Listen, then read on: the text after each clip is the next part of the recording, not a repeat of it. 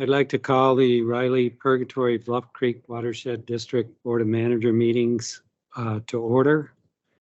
Because I'm going to read the top paragraph here of the agenda.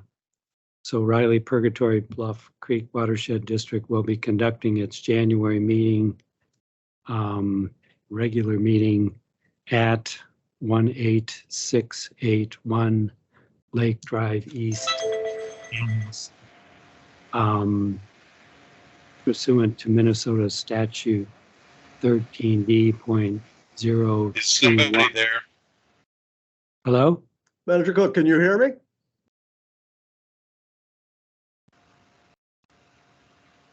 Sure, let me turn my speakers on for a second, see if I can hear people.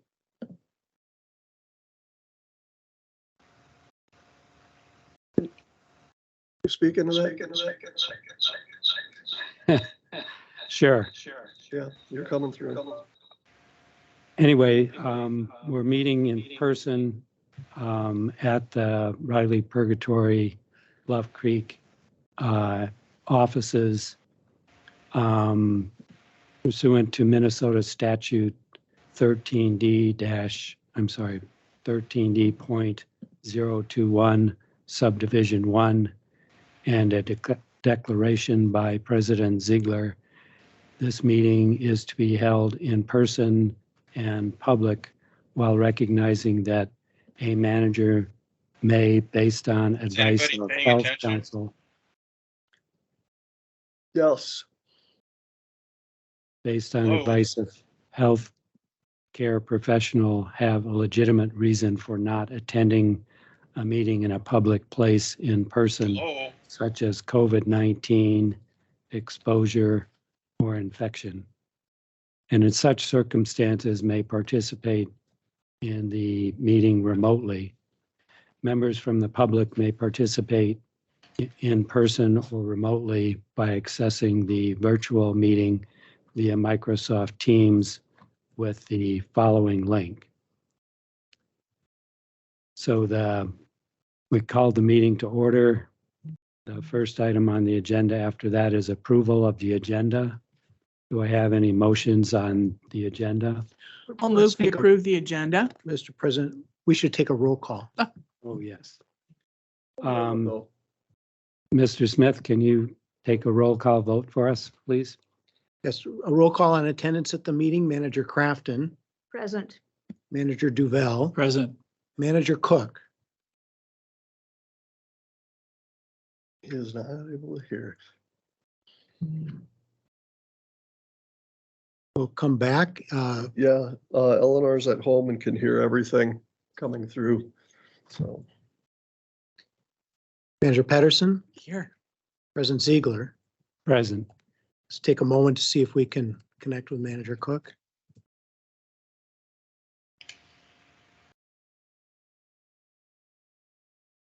Did I try and call him?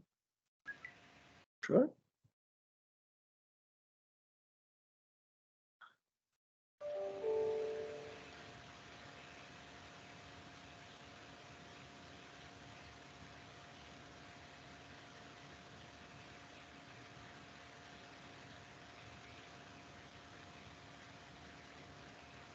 Welcome to Verizon Wireless. The number you dialed has been changed. Disconnected.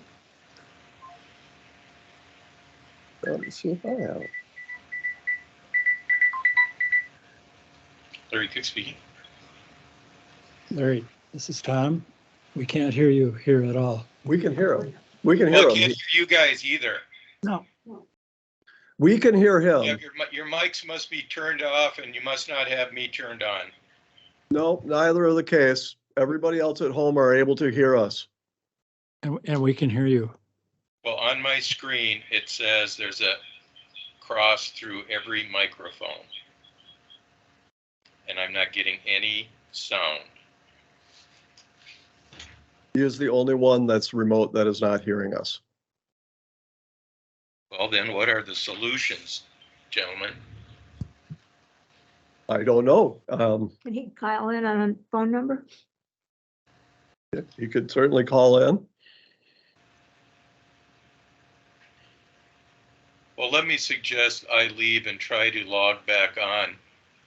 I'll just reiterate, this is why we need some IT people. So I'm going to leave and I'm going to try to log back I believe on. you need some IT people.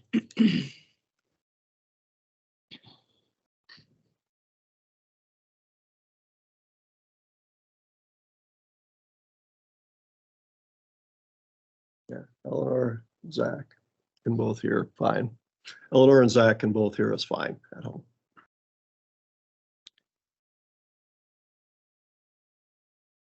When he's We have referring, a quorum. Should we go ahead with the matters of public interest?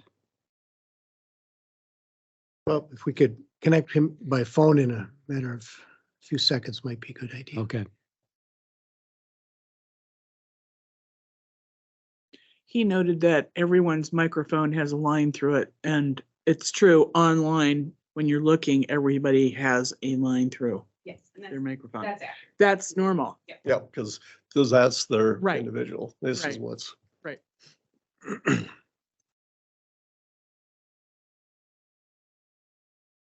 So he was signed in as a guest. Does that make any difference? His input now. Settings. speakers. Hey, Andrew, I just want to verify that you are able to hear us at home. You can hear us fine? Okay, thank you. Bye now. And Andrew Allers can hear us fine. Can you hear me now? Yes. Yes? Can you hear us? I can hear you. Okay, Now I need to get the screens correct. So we can continue the roll call. I can't hear you, but We can continue the roll call. Manager Cook, this is Lewis Smith. If you can hear me, we were having a roll call for presence at the meeting. So we just want to see if you can hear us and confirm you're present. Well, let me ask a question first of all. You know, I look back, I didn't see that this meeting was listed on the schedule of regular meetings that was adopted back in, I believe it was December of 2022. Was President there Ziegler? an update? President Ziegler, Administrator Jeffrey? managers, at the last meeting, at the December meeting, the Board of Managers decided that this would be the date to hold the January meeting. Well, that's interesting. Well,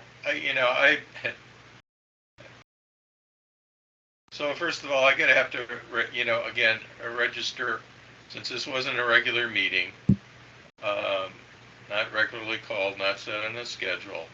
I'm gonna have to object to this meeting again because, the requisite 8 days notice by mail was not given, since this was not a regular meeting.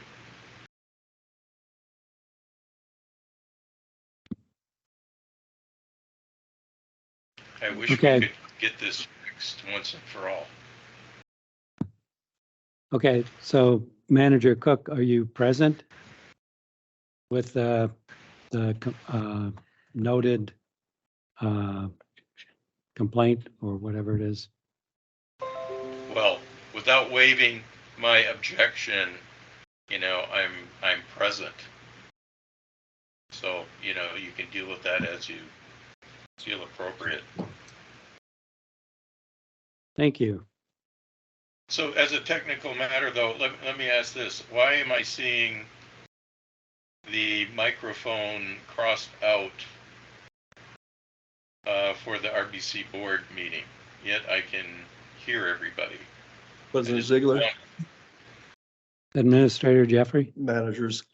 So the way the Teams meetings works is we have a laptop computer that runs the Teams meeting, and that would be where we would share any documents from. That would be where the agenda is displayed on the screen. The audio works through an entirely separate system, which is that little platform, which is to the right of Dylan. So that's why all of the microphones have a line through it, because none of those microphones are active. Only these microphones on the table are active.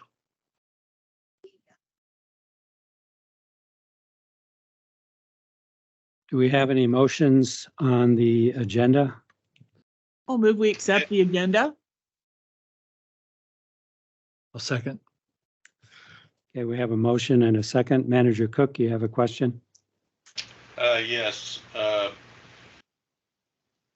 Well, several things. First of all, is I want to remove items B through I on the consent agenda. Remove those from the consent agenda.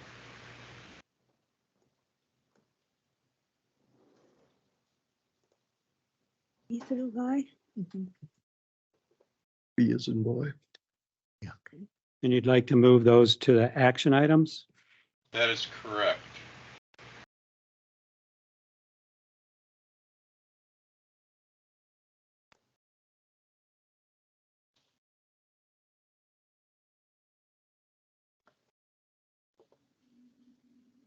Are there any other changes or questions or comments on the agenda? President Ziegler, Yes. managers, at the request of the applicant, item 6F, which is approve after the fact permit 2023-053 Helgeson lot improvement, has been removed from the agenda. They have provided an email requesting extension of the review period. And item 9, I believe the manager subject to the suit received an email. There is no update at this time, so I would suggest that that be removed from the agenda as well. Item 9A. Are there any other changes or questions on the agenda? Mr. President, Manager Cook? in light of what Administrator Jeffrey said regarding the Helgeson, item, we'll be deleting that then. Is correct? From the agenda. Okay. That is correct. I'm in agreement with that. Yes, that's fine. Okay, if there's no other questions or comments, can we have a roll call vote, please, Mr. Smith? On adoption of the agenda, Manager Crafton, Yes. Manager Duval, Yes. Manager Cook, Subject to my prior objections, yes. Manager Patterson, Yes. President Ziegler. Yes. Motion carries 5-0. Okay, that brings us to the matters of public interest. Welcome to the board meeting. Anyone may address the board on any matters of interest in the watershed. Speakers will be acknowledged by the president. Please raise your hand and wait to be recognized. State your name and address for the record. Please limit your comments to no more than 3 minutes. Additional comments may be submitted in writing. Generally, the Board of Managers will not take official action on items discussed at this time, but may refer the matter to staff for further future report or direct that the matter be scheduled on a future agenda. Do we have one from? Yeah, here's you can actually go up to the podium and we have a speaker.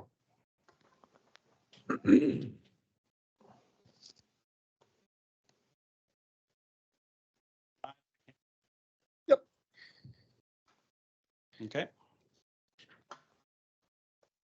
Bill Saturnus, 8597 Red Oak Drive, Eden Prairie. Can everyone hear? Excuse me, 3 Mr. minutes. Excuse me. I'll pause. Go ahead. I just want to let you know I can't see Mr. Saturnus on the now I can that you've zoomed out, but before I wasn't able to see him, so I didn't know if anybody else had that issue. So sorry to interrupt. Thanks for the camera. 3 minutes, 3 topics. My perspective, principles, Spring Road.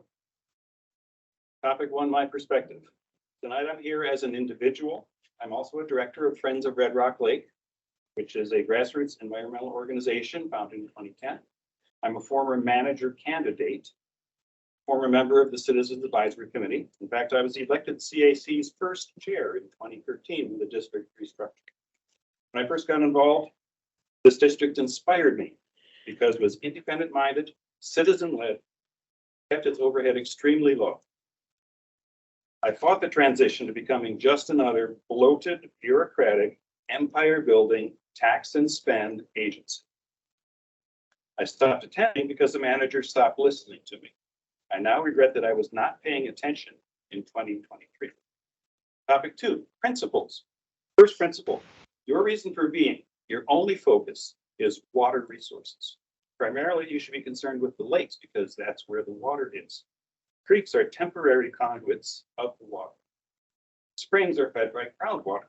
You should already know that to buy land on the east side of Spring Road will not do anything for the water in that spring because that's fed from groundwater on the west side.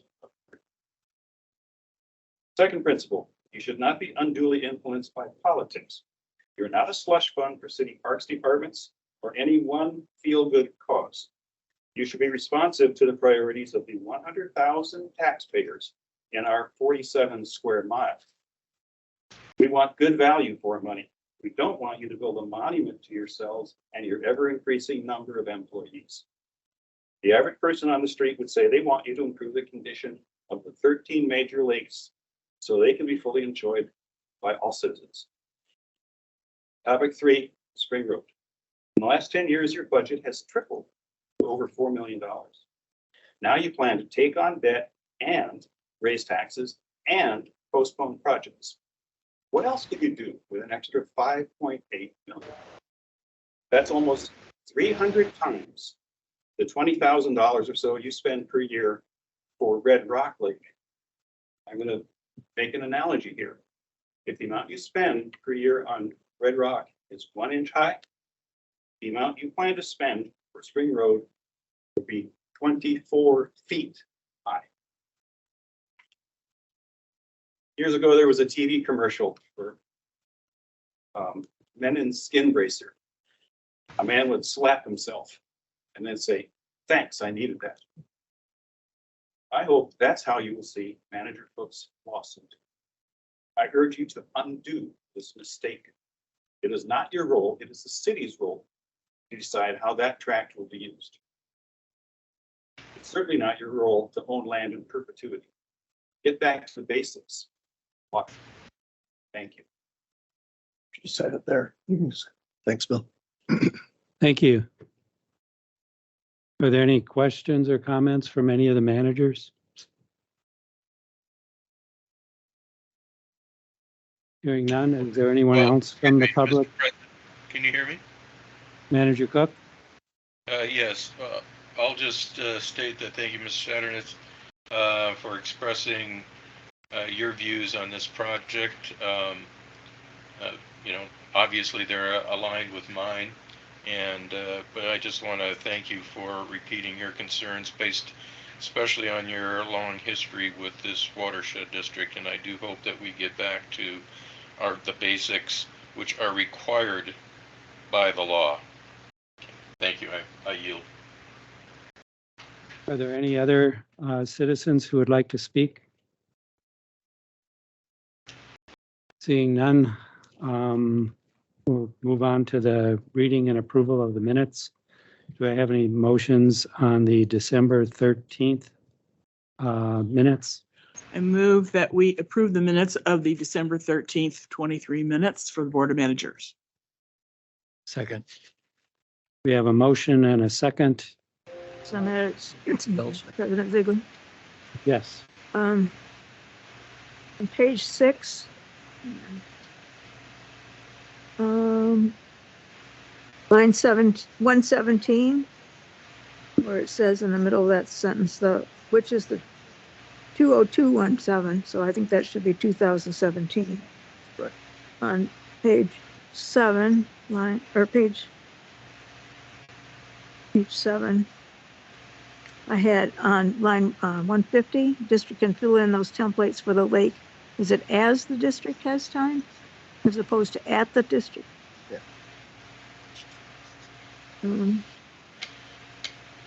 This one on 11, page 11, line. Okay, 281. President Ziegler said he understands that since one of the managers is the other is on the other side of the aisle, I think that meant. That's correct. Line 129. Where that one went. Okay, never mind. I think that's all I have. Thank you. Thank you. I sent an email to Administrator Jeffrey on an indication where it showed that I made a motion and seconded the same motion. I don't think that actually happened, so Got that. I do. you can President Ziegler, I had one more. Crafton. And thank you. Page 6, 129. The amount of chloride in tested waters has been upward. So I think it means has been trending upward, and we need to delete a has been out of that part. That's it. Thank you. Does anyone else have questions or comments on the minutes of the December 13th meeting? Mr. President, Manager Cook? you know, my comment is, and I've said this repeatedly, we had passed a resolution whereby we agreed that the process was going to be that the minutes would get out within a week, that we would review it, and we would submit our comments on the minutes back to staff, and staff would then include in the packet a markup of the minutes with the various comments that they received from the managers. And I think we need to follow, the rules and procedures that we adopted. And one of the reasons I say this is because it is obvious, it's on the record. People have complained, moaned, whatever it is, when I am discussing various items which I think are important. And if people have the attitude I shouldn't be talking about those, the last thing we should be talking about and taking up our time is making changes to minutes that, if it's done correctly, would be out to us, would it be reviewed, and corrections would already have been made or noted on the copies that go out to us as a packet. And I'll further note that we're going to be coming up with votes as far as the secretary is concerned. One of the secretary's jobs is to make sure that we have proper minutes, etc. And whoever's going to be the secretary needs to make sure that there's a process and a procedure to have efficient minutes and documentation. And this is one of these issues. And finally, I believe we hire somebody, pay somebody to actually transcribe these minutes. And it would seem to me that the very least that person should be proofreading this and at least making notations of changes that they see should be made, so that we could save time and be directed to changes that are obvious, and not have to spend our valuable time looking at minutes and is's and theirs, etc., etc. So I finished my comments. So please, let's go back and follow the procedures we have previously adopted. Are there any other questions or comments on the December 13th minutes? Mr. Smith, can we have a roll call vote, please, on approving the December 13th minutes? Accepting? Manager Crafton, Yes. Manager Duval, Yes. Manager Cook, Well, approval of the minutes as with proposed amendments, yes. Manager Pedersen, Yes. President Ziegler. Yes. Motion carries 5-0. Okay, the next item on the agenda is approval of the December 26th meeting minutes. Do we have any motions on this item? I move we accept the minutes of the December 26th meeting of the Board of Manager. Second. I have an We edit. have a motion and a second. Manager Crafton? And maybe Council Smith already caught this. On page 3, line 59, upon a roll call vote, the motion carried 4-0 with one abstention. But in the votes listed below, Manager Cook's down as yes instead of abstained. Should be corrected. That's all I found. Are there any other questions or comments on the December 6th meeting minutes? Mr. President, Manager Cook? yes, I object to the consideration of these minutes on the basis that, as I stated during the meeting, I believe that meeting was illegally held. The requisite notice was not given. Okay, any other questions or comments? On acceptance of the December 26th meeting, can we have a roll call vote, please, Mr. Smith? Manager Crafton, Yes. Manager Duval, Yes. Manager Cook, About waiving my objections, I vote no. Manager Pedersen, Yes. President Ziegler. Yes. Motion carries 4-1. Okay, the next item on the agenda is the committee member reports. And there's a resolution on that, 2024-001. The first item, sub-item, is the Citizens Advisory Committee report and minutes.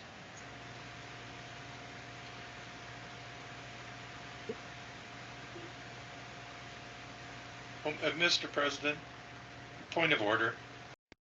Manager Cook? Well, I'm confused here. First of all, I'm not sure I understand what members are on that basis, and furthermore, we have a resolution before us. On that resolution, there are 3 items: governance, audit, and personnel, in which there were no meetings. Those shouldn't even be listed as far as I'm concerned. And that the proper procedure would be for somebody to move for the adoption of the resolution. If there's a second, we would go in and have debate or ask questions on each of those items contained in the resolution. And I think that would be a better process. But the bottom line is, it doesn't make any sense to include references to the governance, audit, or personnel committee, given that they didn't hold any meetings and otherwise don't have any minutes to present. So let's proceed with the one where there was a meeting. Yes. Thank you. Happy New Year to everyone. Glad to be You too. back in the room and seeing people live. So appreciate it. It delayed, so it went away. It goes green, it'll be ready to. You just Green, wanted red, me to green, red, stand up green. here a little bit. Like Christmas, red, green, red. Red or green. Okay. Well, thank you all. Happy New Year to everyone. Glad to see everyone live again. It's like getting back to normal. Terry Jorgensen, we didn't have any motions from the CAC, but we did have a robust discussion, which we wanted to share with the managers. So Terry Jorgensen was our CAC rep for your December meeting, and he picked up on a comment that Manager Patterson made about possibly developing a template for lake management plans. And we had a really good, robust discussion about that. I think there were enough issues that people wanted to know more about that, so that's why we didn't actually make a motion and vote. But we did say that in general, people liked using existing watershed data, which was the first thing. They liked avoiding redundancy. And the thought to get plans put together more quickly was very appealing, and the plan to reduce costs if we thought you were going where we thought you were going with a template. So if that's the case, those 4 reasons, I think, show the CAC had some support for it. But again, we didn't have a formal motion. So I think that was all that we had. We had other discussion, but I think that was the main, and I don't think need to belabor them.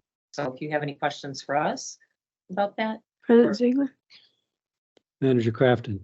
So we're talking about the the lake vegetation management plans, is that, Yes. that's the template, correct? Yes. Okay. Do you remember that, manager? Yes, I do. I think one of your members was gonna call me and I haven't received any kind of a phone call or anything from her. Maybe she reached out to Terry. President Ziegler, Administrator Jeffrey? Manager Pedersen, yes, I spoke with Sharon McCotter, and I also spoke with, Sophia, I believe. yeah, Bonnie, excuse Yeah. me. and I was going to meet with, that day I was meeting with Engineer Solbiak as well as Joe Bischoff to discuss efficiencies that we could work into that. And then I was going to circle back with Bonnie and you and set a meeting about that. Great. Super. Thank you. Thank you. Mr. President, Manager Cook? will Sharon McCotter, will she be available when we come to talk about members on the CAC? Tonight? I will be here at the meeting tonight, if that's what you're asking. Okay, well, I Yes. can either ask my question now or later. So if she'll be available to perhaps answer some questions when we come to that item on the agenda, then there's no need to ask any questions now. Okay, as Manager Cook pointed out, and as is written on the notes here, that there was no governance committee report, so I'll report that there was no governance committee meeting. Audit and finance, did you have a report other than what was, so we no didn't meeting meet. and no report? Yeah. And personnel committee, did they meet? Later this month, not, yeah. Not yet. Okay, so there's no report. Mm-mm. Okay, so the last item before we vote on the resolution is to confirm that there's a representative for the January 22nd CAC meeting. I'll volunteer unless somebody else. It's fine. I may want to attend. If you can't make it, just let me know and Okay. yeah, you can Okay. do it too. I can do it. Okay, so let the record show that Manager Duval is going to be the official attendee for the January 2nd CAC 22nd. 22nd, right? So do we have any motions with regards to the resolution 2024-001? I move we adopt resolution 2024-001. I'll second. We have a motion and a second. Do we have any questions or comments before we vote? Mr. President, Manager Cook? just for the record, I will restate my prior comments on the resolution. I yield back. Okay. Mr. Smith, can we have a roll call vote, please? Manager Crafton, Yes. Manager Duval, Yes. Manager Cook, No. And I don't waive any of my objections either. Thank you. Manager Pedersen, Yes. President Ziegler.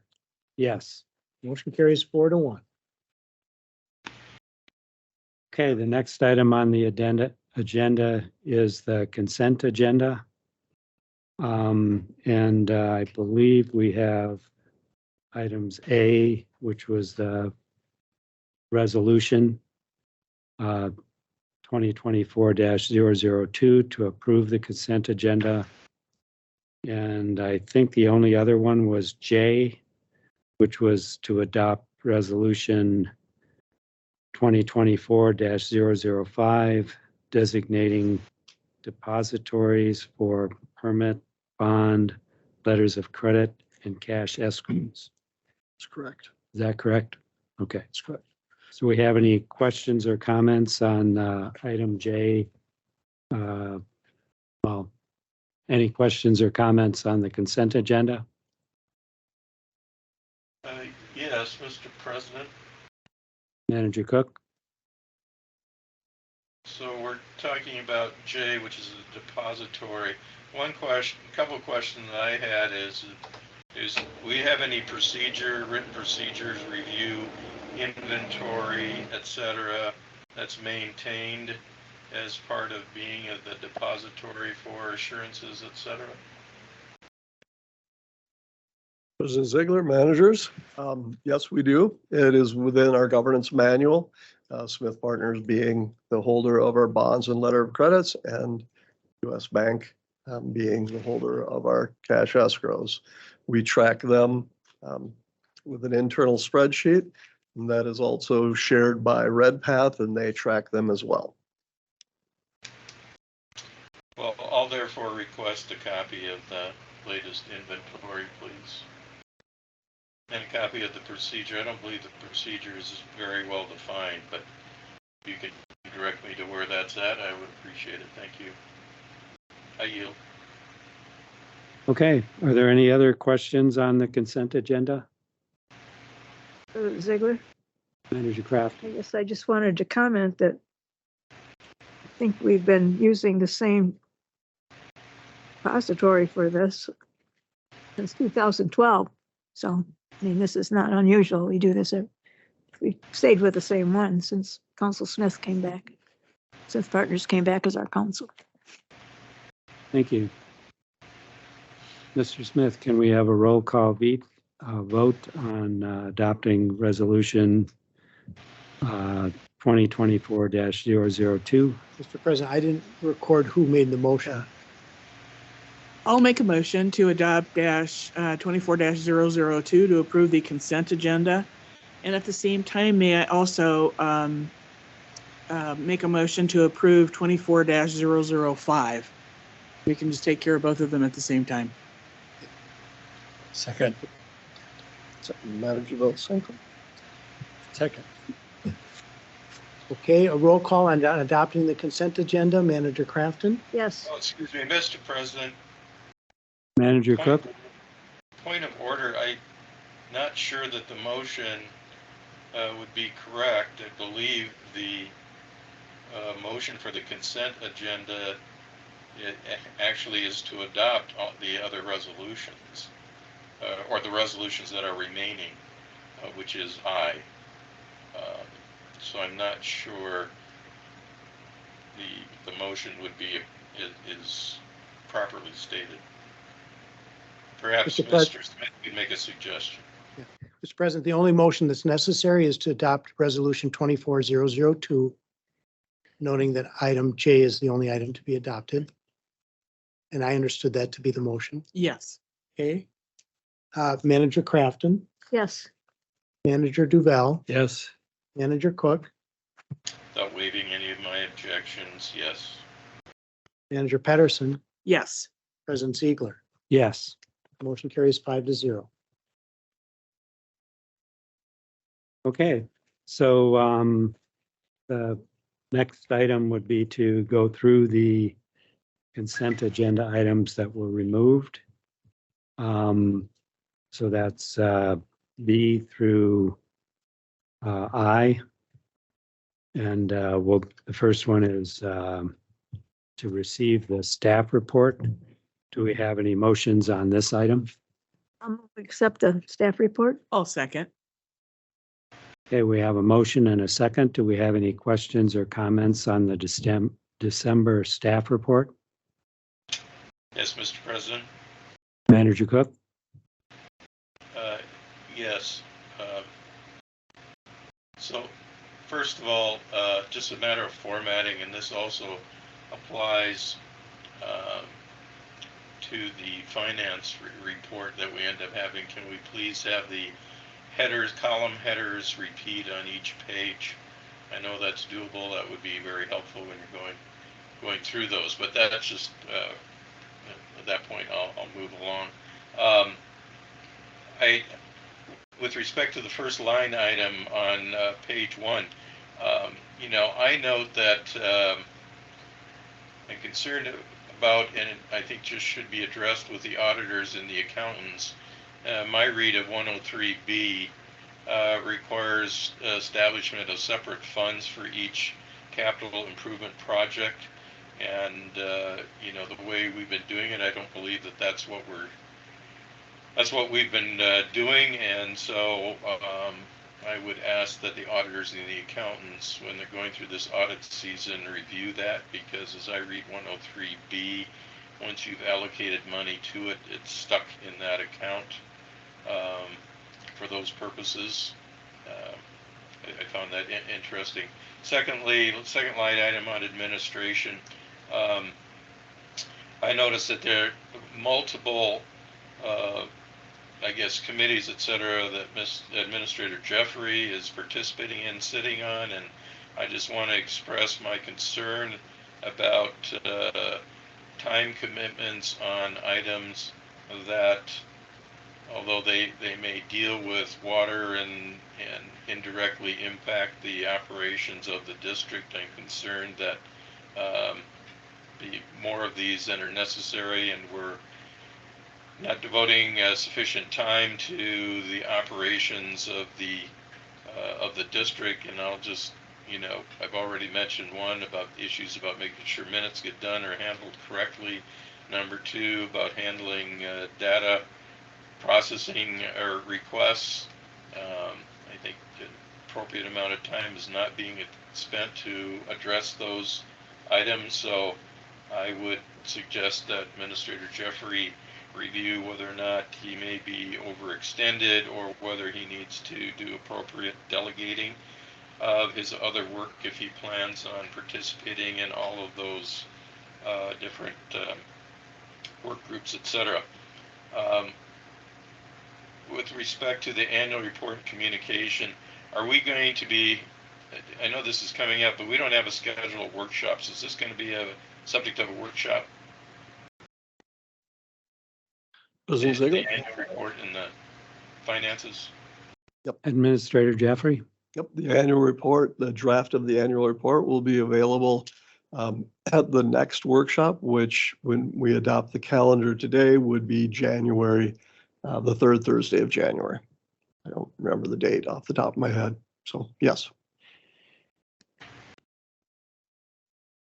Going up to on the second page, second line item, talks about internal policies and says the finance committee are working on public purpose expenditures, et cetera, et cetera. My concern, and this is going to, I'll repeat this when we get down to committee appointments. We don't have adopted policies for many of the items that are listed in our audits that somehow miraculously state that we have policies. I've brought this up numerous times before. I have previously provided draft proposed policies that would address all the items that the auditors would I guess, think that exists. But in the course of another year, nothing has happened to my knowledge with respect to those policies. And I think it's time to make sure we have those policies. And I can't see how the auditors can actually do an audit without having adopted those policies. And I fully expect that this needs to be reported to the state auditor as well as it's called the committee that governs auditors and financial statements. So this needs to be addressed. In over a year, haven't been able to address this after you already had something to work off of. I feel is inexcusable in that regard. With respect to the next item, local SWMP surface water management plans. I know we have our we've talked about doing our rules and looking at our rules and perhaps amending our rules to cover various items. And we've got, at least 2 cities proposing, amendments, etc. We have other ones that are coming up. We need to move on whether or not we're going to address perhaps changes in our rules to address a number of the issues that we previously discussed. And again, this has been well over a year that this issue has been on the table. Let me go to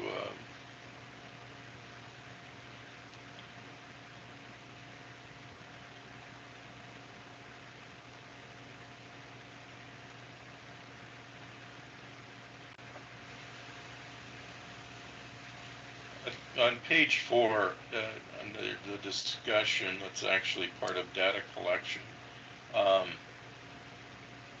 Wondering if, talked about the increased, I guess, clarity of Lake Riley, et cetera. Has any analysis been done to see to what degree the zebra mussels versus alum treatments have contributed to the improved clarity?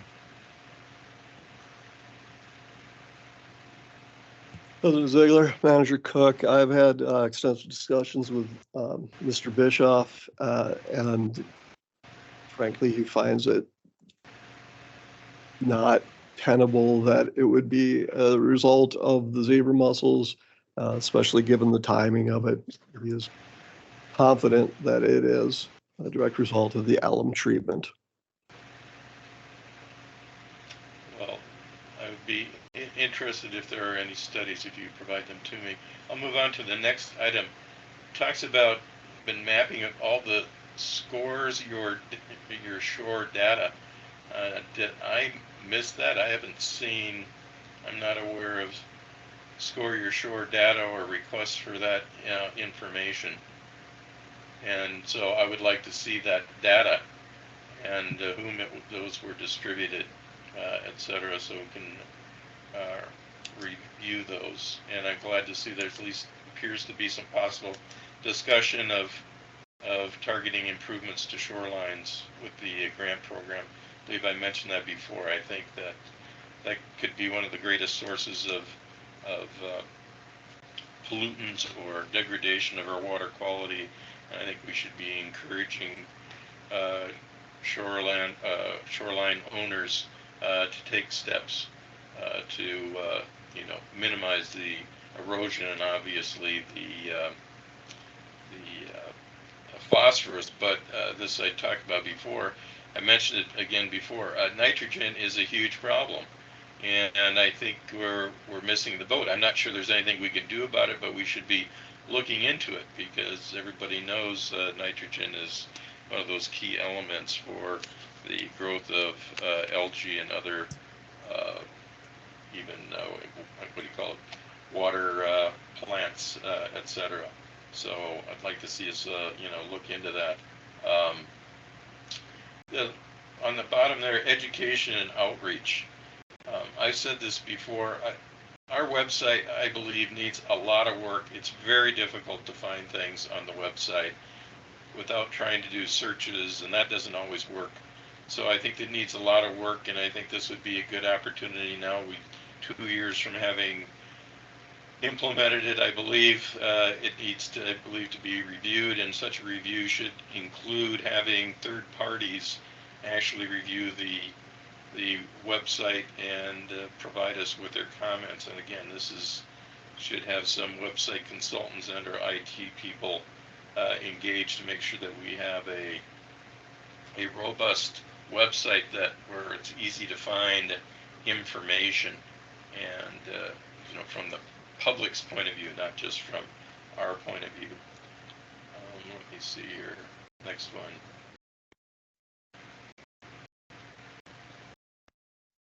So on page 5, groundwater conservation. I'm wondering, why are we going back to groundwater? We had this discussion before. We don't, other than small wells, I don't believe we even have the authority to deal with groundwater. And if my recollection is right, there was a presentation some years ago. I don't know whether it was Carver County or U.S. Geological Service or whatever it is that gave us a scope of where water, groundwater, et cetera, was. And I think we need to revisit that before we go and try to adopt some type of groundwater program and spend money on something that I believe is outside of our scope, other than perhaps in the eastern portion of our district where I believe there is a good interaction between groundwater and perhaps surface water. So, President Ziegler. Administrator Jeffrey. Just if I may speak to that, he's conflating deep water aquifers with the shallow groundwater that we would be aiming this program at. And that shallow groundwater is integral to maintaining hydrology within lakes, wetlands, and within our streams. And it also is integral to looking at channel erosion, habitat changes within wetlands, flood storage within areas. So it's not looking at the Fig or the Mount Simon or the Prairie du Chien. We're looking at the near surface groundwater and its impact on seep, springs, wetlands, and the water resources throughout the district. Well, That's all. Mr. President, if I could continue. Manager Cook? Well, that's exactly what I said. There's little or no, based on the presentation that I attended in the western part of Carver County. The eastern part is a little bit different because we have the Seines, et cetera, as well as the spring, et cetera. So I don't think I said anything contradictory or was conflating, anything, but I think we need to have a study done before we start spending money on a groundwater program that we basically have done nothing with for several years, and I believe for several reasons, but I'll continue. Let me go on page 6 under opportunity projects. Can somebody tell me what WPIF is? President Ziegler, managers, WBIF is watershed-based implementation funding. Okay, It's a thank grant you. the grant provided by the Board of Water and Soil Resources. It was part of the One Watershed, One Plan. It's how they addressed it in the metro area. So an sum of money is allocated to each watershed district to work with its partner entities within that district. In our case, we'll be working with the Carver County, Hennepin County, and our 7 municipalities, as well as any local road authorities that were to be involved, identifying a project that all agree would be the appropriate expenditure of the funds at that time. That project must be identified in either our plan or in the county plan. Okay, thank you. It's helpful. I'm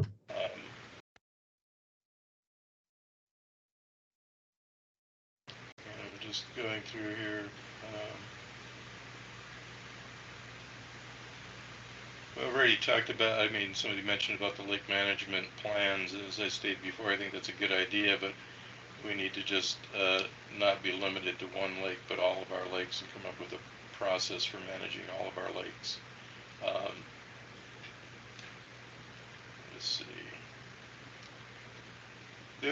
So on page 8, under wetland management, we put a lot of effort into this MinRam access database, etc. Apparently, a lot of people are accessing it. I'm wondering if it makes sense to consider somehow recouping the costs. I know it isn't cheap to do that, and I know that I believe the law allows us to recoup funds for where we, invested in coming up with data and information. I think that should be considered, especially for commercial projects. So I think that's something to be considered. On page 9, under Lake Riley alum treatment, this is my a continuation of my comment about using adjectives that don't really have a scientific rating or to those. I know that when we've been dealing with other issues, staff has been putting in there the improvements, like went from 9 to 5 or whatever the improvements were, and I think that we should be doing the same here when we're talking about water quality, giving some comparisons as opposed to saying remaining excellent, because that really doesn't mean anything, I think, to anybody other than perhaps a few people. President Ziegler. Administrator Jaffrey. I think what's important to note there is the second one, that this lake has been exceeding meeting the MPCA standard and is ready to begin the delisting process, as is Rice Marsh Lake. So on our website, there are the lake fact sheets that does show the trends of the water quality of the lakes, and certainly can look at them there. Well, I think it would be nice to, not nice, but I think it would be appropriate to provide that data, objective data, when we're reciting this in a report. I don't think we should have to be going and hunting down a bunch of water quality reports to come up with this information. Let's see here, the next one.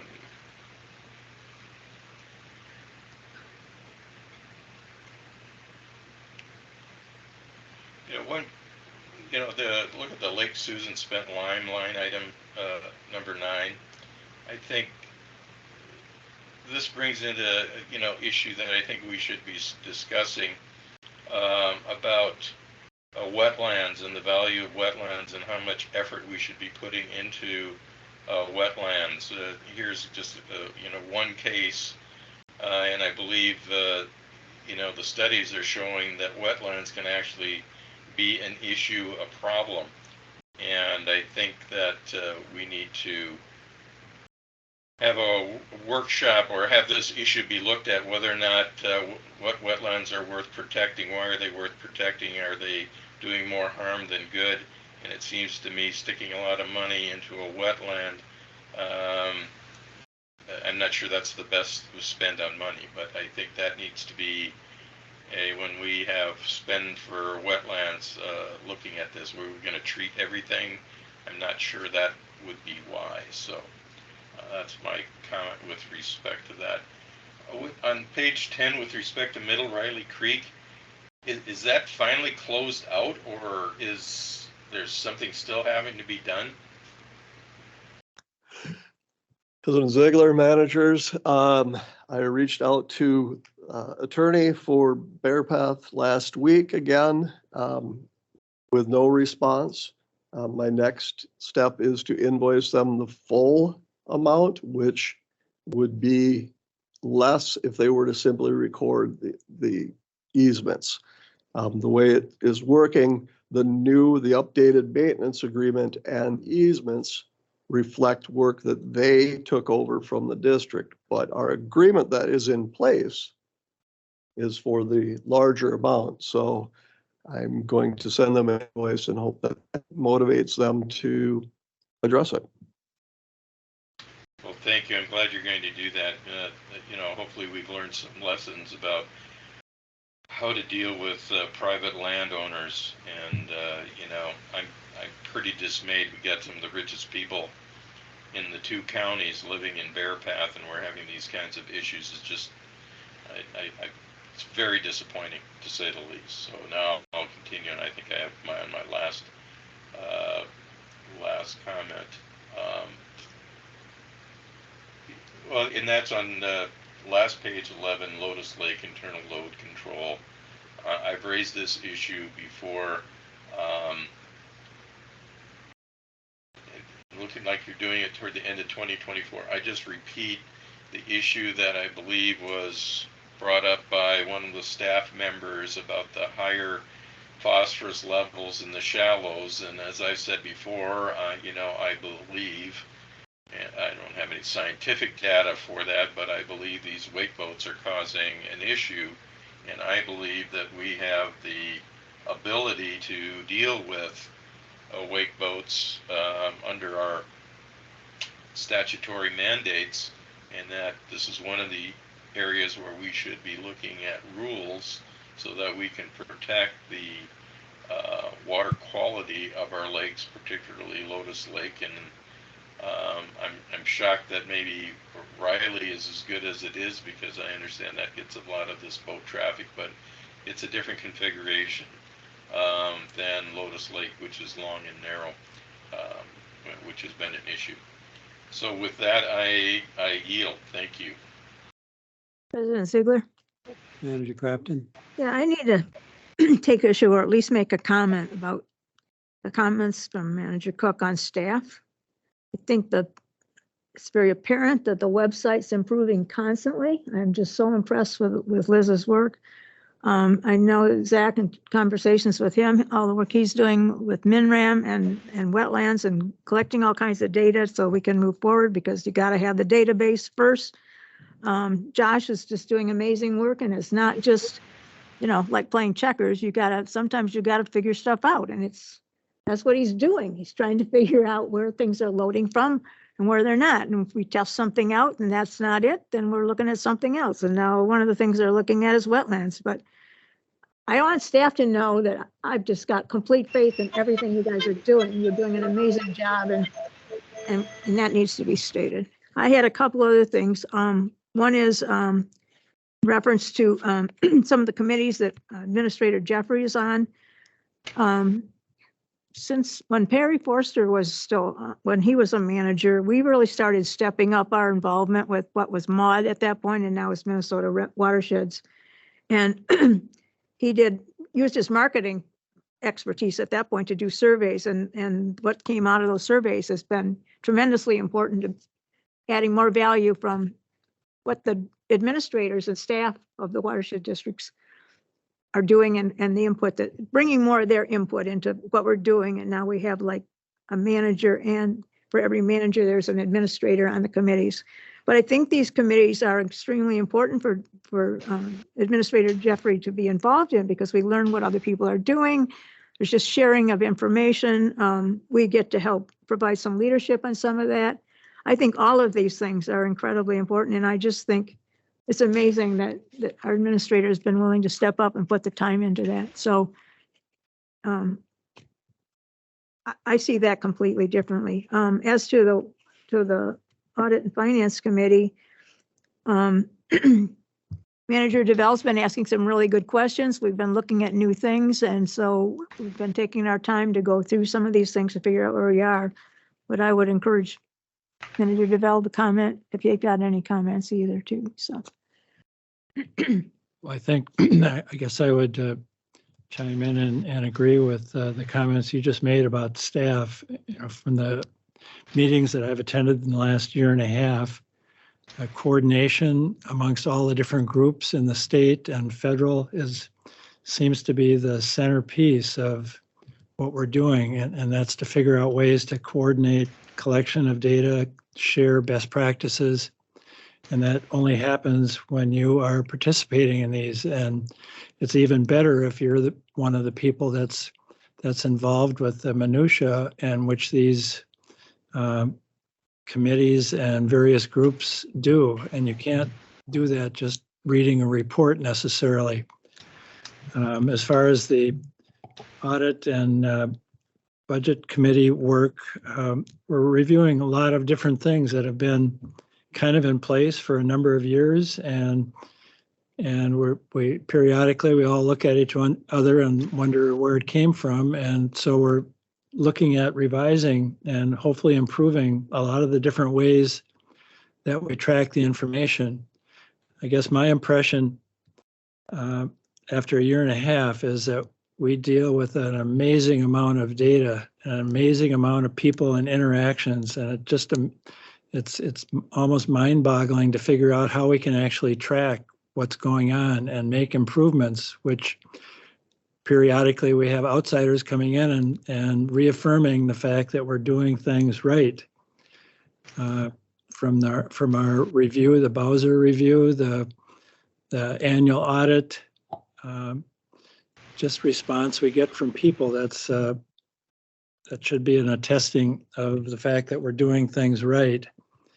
And in attending the CAC meetings, one of the things I think is really pretty cool is that I see on the upcoming meetings at the CAC, they have a number of our staff making presentations, and which I think is really good for outreach and improving everybody's understanding of the things that we're working on and what we're doing.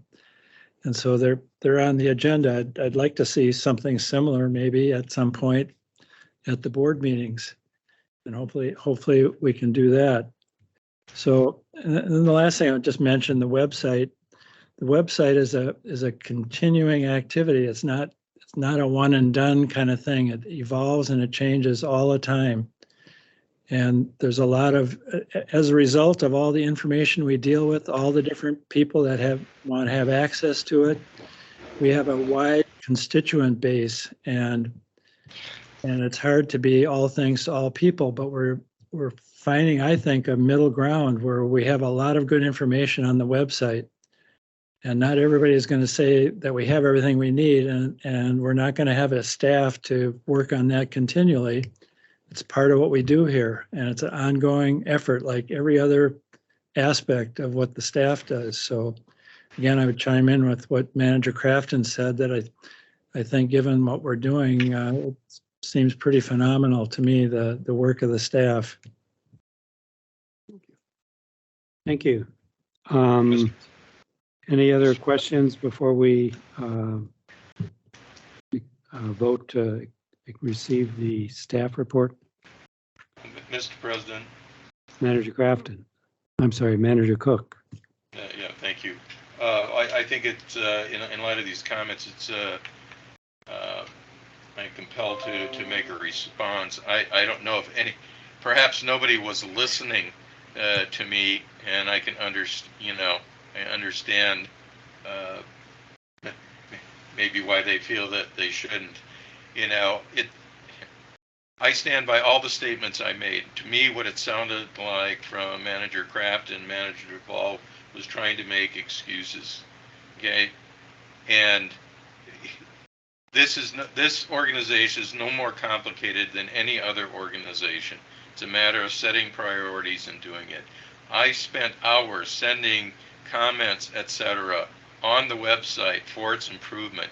I helped create websites in 2 significant law firms here, so I know something about websites and what it takes to have a good one and address it and how you improve it. But I'd like to see an improvement plan. Is there an improvement plan for improving it? I've sent many a comment on it, and apparently to no avail. Our accounting, etc., isn't any more complicated than any other businesses, okay, that can be done. We don't have procedures, and there's no reason not to have the procedures. They were basically included in audit reports before. We never adopted them. I had previously turned them into processes and procedures for them to be, considered and adopted. That's been over a year. Nothing has been done with respect to that, either by the auditors or apparently by the audit committee. At the very least, those policies should have been looked at and adopted or changed. It's not difficult. I basically took what the auditors had and said, here, I changed it around and made it look like a policy. All you had to do is, and it was supposed to go out to the auditors and the accountants for their comments. That apparently either failed or they didn't come back. But then again, you good folks decided not to, either address it or put me on either of those committees. So, I can't do any more than point out what has been done before. So, if we can, all day we can come up with reasons why something hasn't happened, but that doesn't help our constituents. So I'll yield back. Okay, so can we have a roll call vote on accepting or receiving the staff report? Manager Crafton, Yes. Manager Duval, Yes. Manager Cook, Subject to all my prior objections, but without waiving them, I'll say yes. Manager Pedersen, Yes. President Ziegler. Yes. Motion carries 5-0. The next item on the agenda is to receive the December engineers report. Do we have any questions or comments on the engineers report? Yes, Mr. President. Manager Cook? Excuse me, I just have a couple of items here. I'm bringing these up again because it's the start of a new year. Excuse me, I don't know whether I have indigestion issues or not. But I think the first item is on page 2 204, item D at the top of the page. And I've discussed this before, but I think it's important to reiterate it at this point, because if we want to do something about it at the beginning of the year is a good time to do it. And that's basically the calls, emails, meetings, etc., that are apparently spent by the engineers, but I'm going to assume also by staff, regarding pre-application. And I stated before, I think we should be considering at least tracking that information so that we can be appropriately compensated for the time and effort that staff and the engineers put into these projects. And I don't know how engineers do it, but I know in firms I've been in, we always opened a file, at very least a marketing type of file, where we tracked our time and our effort, et cetera, into these. And I think it's pretty appropriate here that we be reimbursed for our efforts. There shouldn't be applicants who are basically getting a free ride by having meetings, et cetera, and gathering information before they file an application, when at least after filing an application, I think we start charging them. So I think we should consider tracking this information for no other reason to have a good handle on how much time do we spend on inquiries that either amount to something or don't amount to something, so we have an idea where are we spending our time and our effort, and track it. If you don't track it, it's almost impossible to deal with it. So I hope that would appeal to the accountants in our midst. So let me see, that was the one item. I think there was one more, sorry. On this page, I guess it's page 3, task order 040, says there was a draft memo delivered to the district administrator in June of 2023. I don't recall having seen that. I don't know what the status is, but I'd like to see a copy of that report. And I think there's one other item.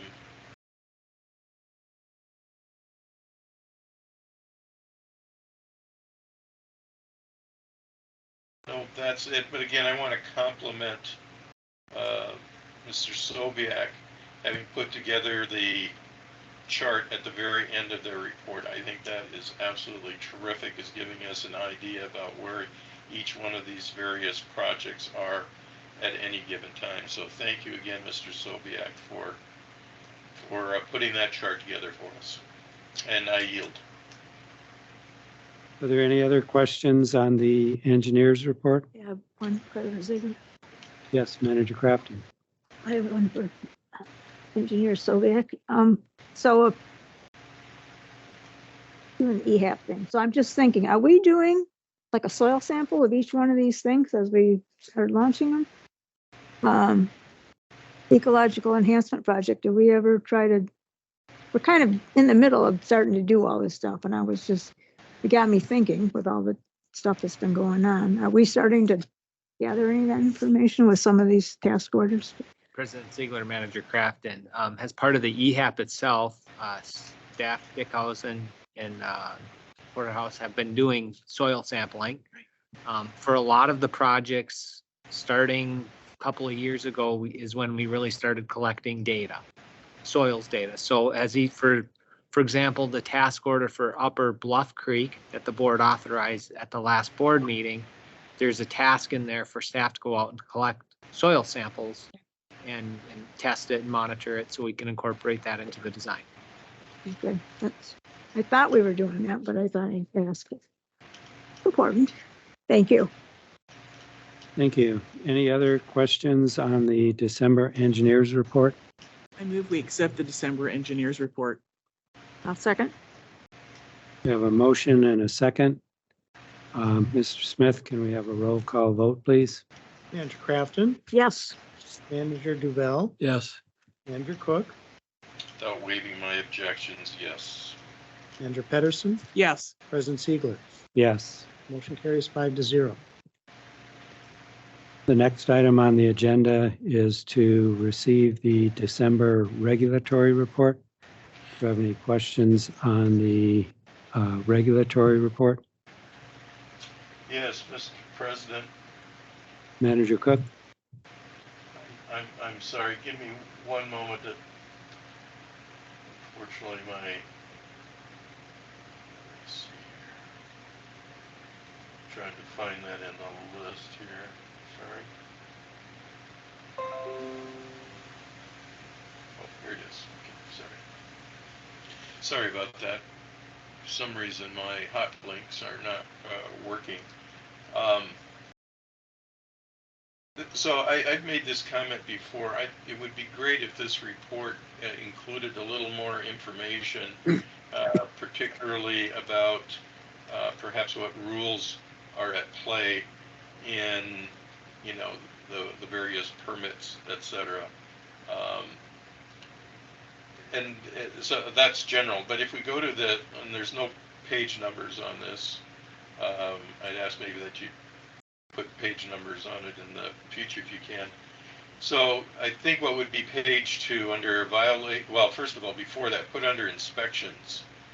It says inspections were carried out 24, blah, blah, blah, of these sites, 5 required corrective action on that, but they're listed, corrective actions were required, but they're not listed as non-compliance.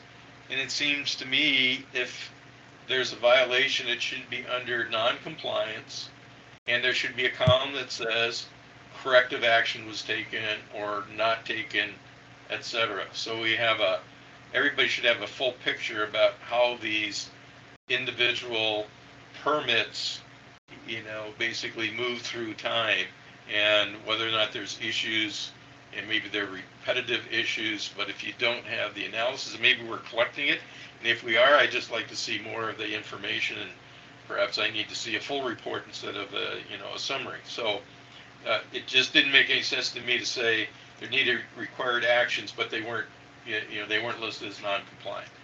Doesn't make any sense to me.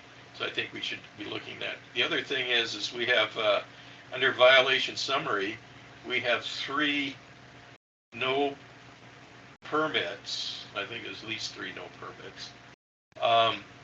There's a status, but I'm not sure. It would be good to have an action item or action column or next step column.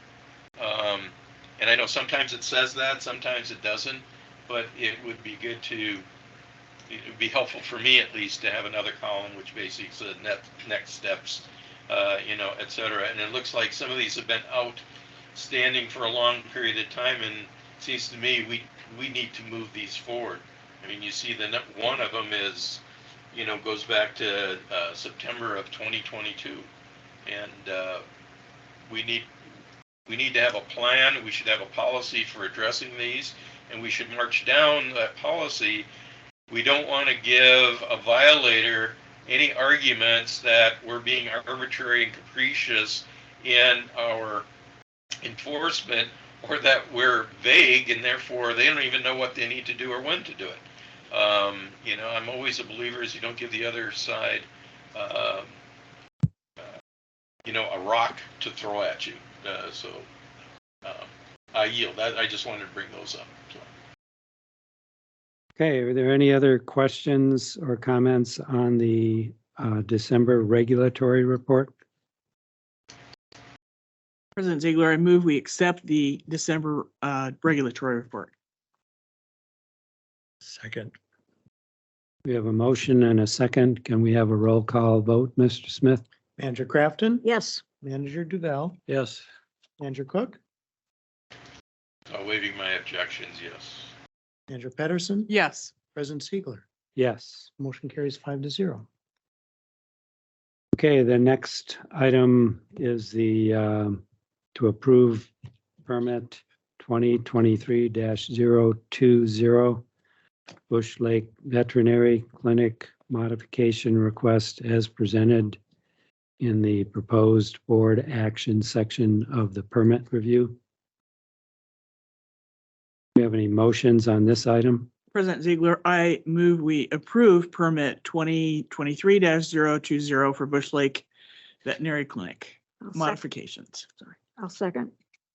We have a motion and a second. Do we have any questions or comments on the Bush Lake Veterinary Clinic modification? Yes, Mr. President. Manager Cook?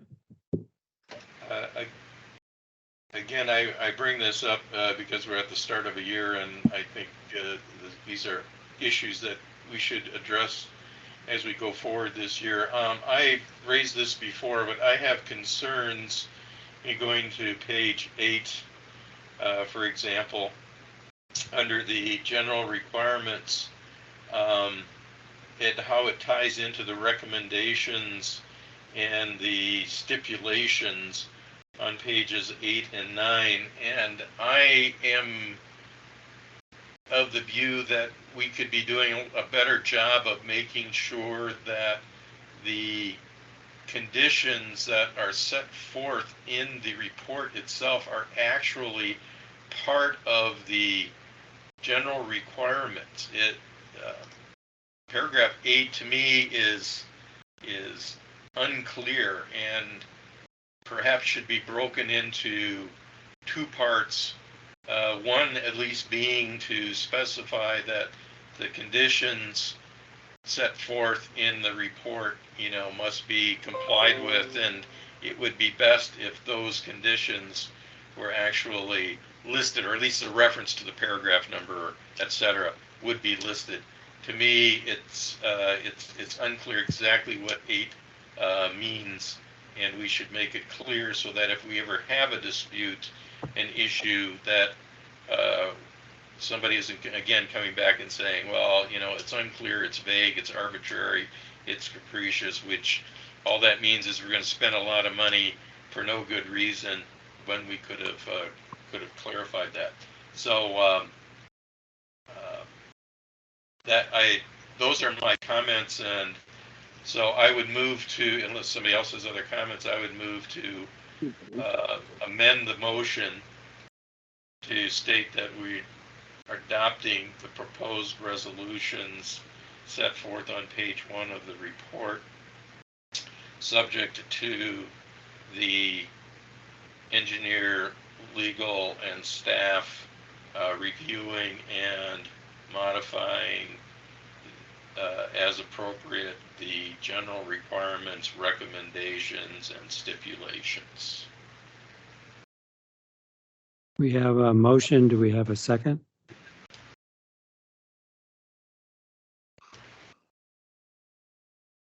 Do we have a second? Hearing no second, the motion to amend fails for lack of a second. Do we have any other questions or comments on the Bush Lake Veterinary Clinic permit modification? Mr. Smith, can we have a roll call vote? Manager Crafton, Yes. Manager Duval, Yes. Manager Cook, Without waiving my objections, no. Manager Pedersen, Yes. President Ziegler. Yes. Motion carries 4-1. Okay, the next thing on the agenda is the approval of permit 2023-064 Rainbow Drive culvert replacement. Do we have any motions on this item? President Ziegler, to move we approve permit 2023-064 Rainbow Drive culvert replacement. I'll second it. Okay, we have a motion and a second. Do we have any questions or comments on the permit at Rainbow Drive culvert replacement? Yes, Mr. President. Manager Cook? I have the same issues that I mentioned with regard to the previous permit request, and a further comment that it seems to me that these reports, general requirements, findings, recommendations, stipulations, etc., have a tendency to vary And it is not clear to me why they would vary, other than obviously certain, certain specifics, obviously, that this project addresses, and others don't. But I still have the same problem with the language regarding the conditions. And so I move that we amend the resolution by adopting the proposed resolutions set forth on page 1 of the report, on the condition that staff, engineer, and legal counsel review the wording in terms of the general requirements, recommendations, and stipulations, so that the requirements upon which the permit is granted are clear and concise. We have a motion. Do we have a second?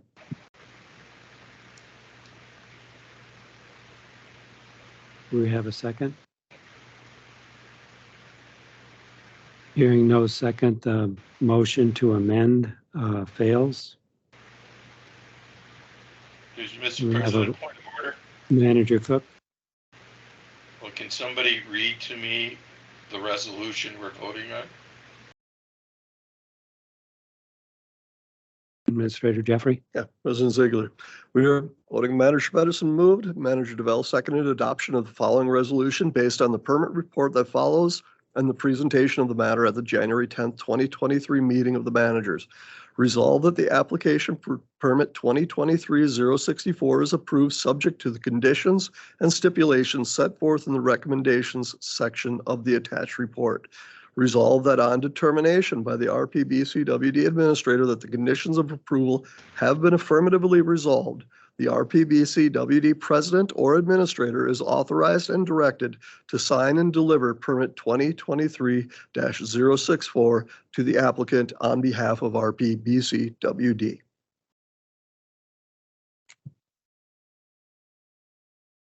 Thank you. Are there any other questions or comments on permit 2023-064?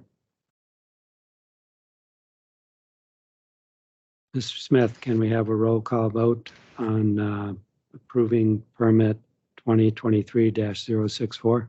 Manager Crafton? Yes. Manager Duval? Yes. Manager Cook? Without waiving my objections, no. Manager Pedersen? Yes. President Ziegler? Yes. Motion carries 4-1.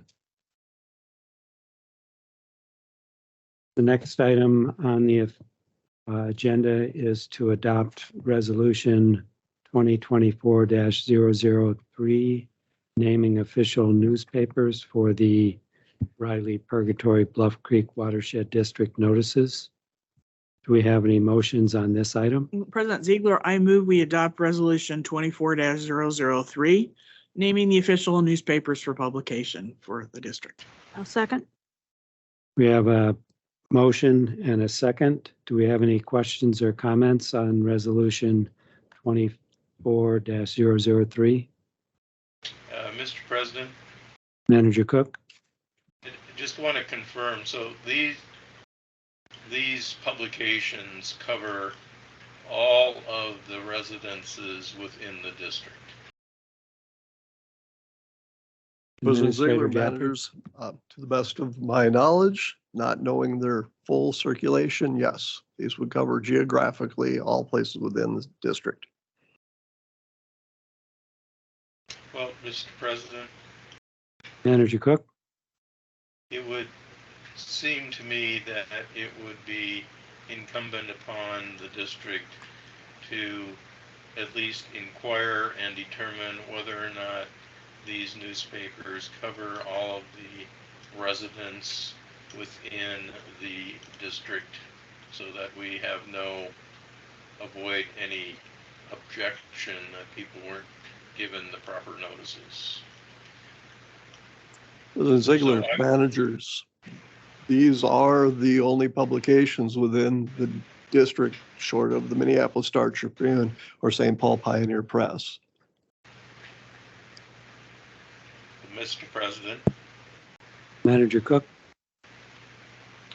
well, Administrator Jeffrey, made my point. There is another newspaper, but and if we're not covering everybody, we will have to cover it in the, Scrib or the Pioneer Press, whichever one would cover it. But I think we should do the homework and make sure that these cover all the residents. So I move that we amend the resolution by adding that staff, legal counsel are directed to confirm that these publications cover all of the residences within the district. We have a motion. Do we have a second?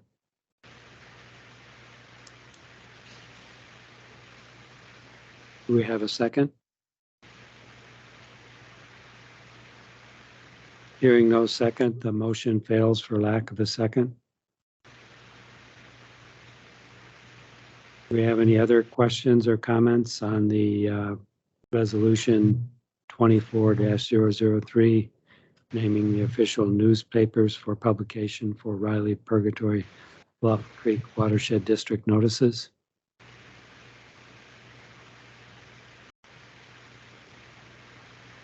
Mr. Smith, can we have a roll call vote, please? Manager Crafton? Yes. Manager Duval? Yes. Manager Cook? So waiving my objections, no. Manager Pedersen? Yes. President Siegler? Yes. Motion carries 4-1. Okay, the next item on the agenda is to adopt resolution 24004, naming U.S. Bank and 3M Fund as the official depository for Riley Purgatory Bluff Creek Watershed District funds. Do we have any motions on this item? President Ziegler, I'd like to move we adopt resolution 24-04, naming U.S. Bank and 4M Fund as our official depository.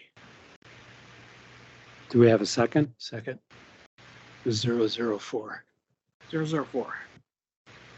24004. So we have a motion and a second. Do we have any questions or comments on resolution 24-004? Yes, Mr. President. Manager Cook?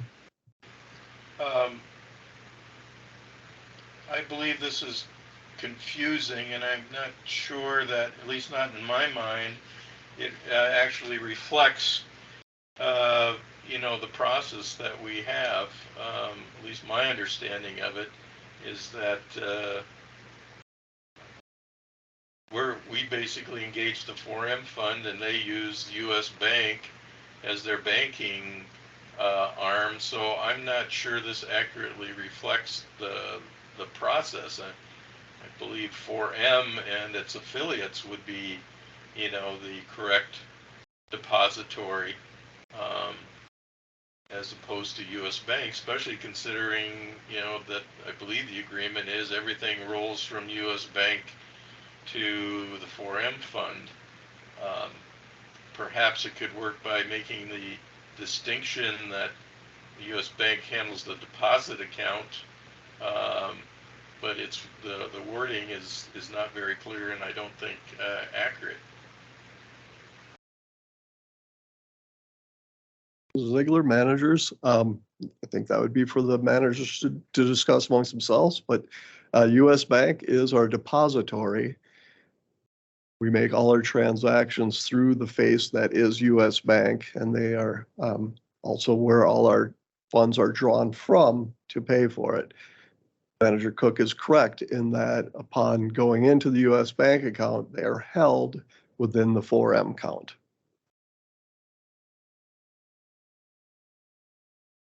So, Mr. President, Manager Cook? perhaps it would be appropriate for appropriate people, I don't know whether it's staff and or council, to to have a discussion with 4M. I mean, my guess is, I'm wondering if our resolutions that we passed when we entered into the arrangement with 4M Fund already cover this, and it would be, maybe there's a clear, better way and a preferred way by 4M. I don't know that this is absolutely necessary to adopt this at this point in time. Maybe council can chime in on that. Mr. President, managers, the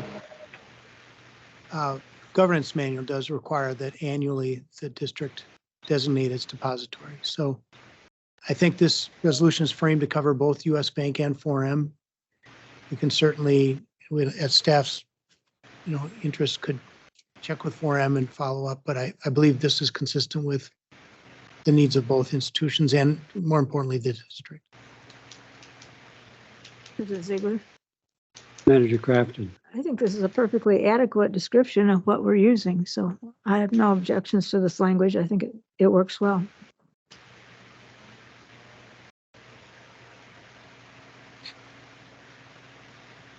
Okay, we have a motion on the table with a second. Do we have any other questions or comments on the resolution 24-004? Hearing none, can we have a roll call vote, Mr. Smith? Manager Crafton, Yes. Manager Duval, Yes. Manager Cook, Outweighing my objections, no. Manager Pedersen, Yes. President Ziegler. Yes. Motion carries 4-1. Okay, I believe that brings us to old business. Is that correct? Still on, Because we already We already passed, did or, fine. yeah. yeah. So we are on item Oh, B I'm now, sorry. 8B, December Treasurer's Report. New business. Okay, so the next item is items removed from the consent agenda, which we did, and accept the treasurer's report. Do we have any motions on accepting the December treasurer's report? I'll move the acceptance of the December treasurer's report. It's been reviewed and in compliance with our internal controls and procedures. I'll second. Okay, we have a motion and a second. Do we have any questions or comments on the December treasurer's report? Yes, Mr. President. Manager Cook? Well, the first thing I'll bring up is on the, I guess it'd be the second page of the report, 11/28/24 line item, for which there is no receipt available. And I bring this up because there's no receipt for that yet. I guess it's going to be paid. It's probably coin operated something or another. But the reason I bring it up is that I in fact provided a receipt for payment for a meal, and this was apparently is being rejected for some reason, despite the fact that I pointed out to Administrator Jeffrey the specifics of our governance manual that provide for the payment of the receipt that I submitted. So I just find it terribly ironic that we would have this and have somebody be charging things and having no receipts, and sees what's good for the goose is good for the gander. So that's item number one. Next is, if we go to the, again, there's no page numbers, and then we get one page further. If we look at the balance sheet, I brought this up before. As I read, 103B.241 requires separate funds for capital improvement projects, and can only cover the cost of the plan and capital improvement projects. So I don't believe that we're complying with 103 Cap B.241, and the Audit and Finance Committee should be looking into that. The other question I have on that is can somebody tell me where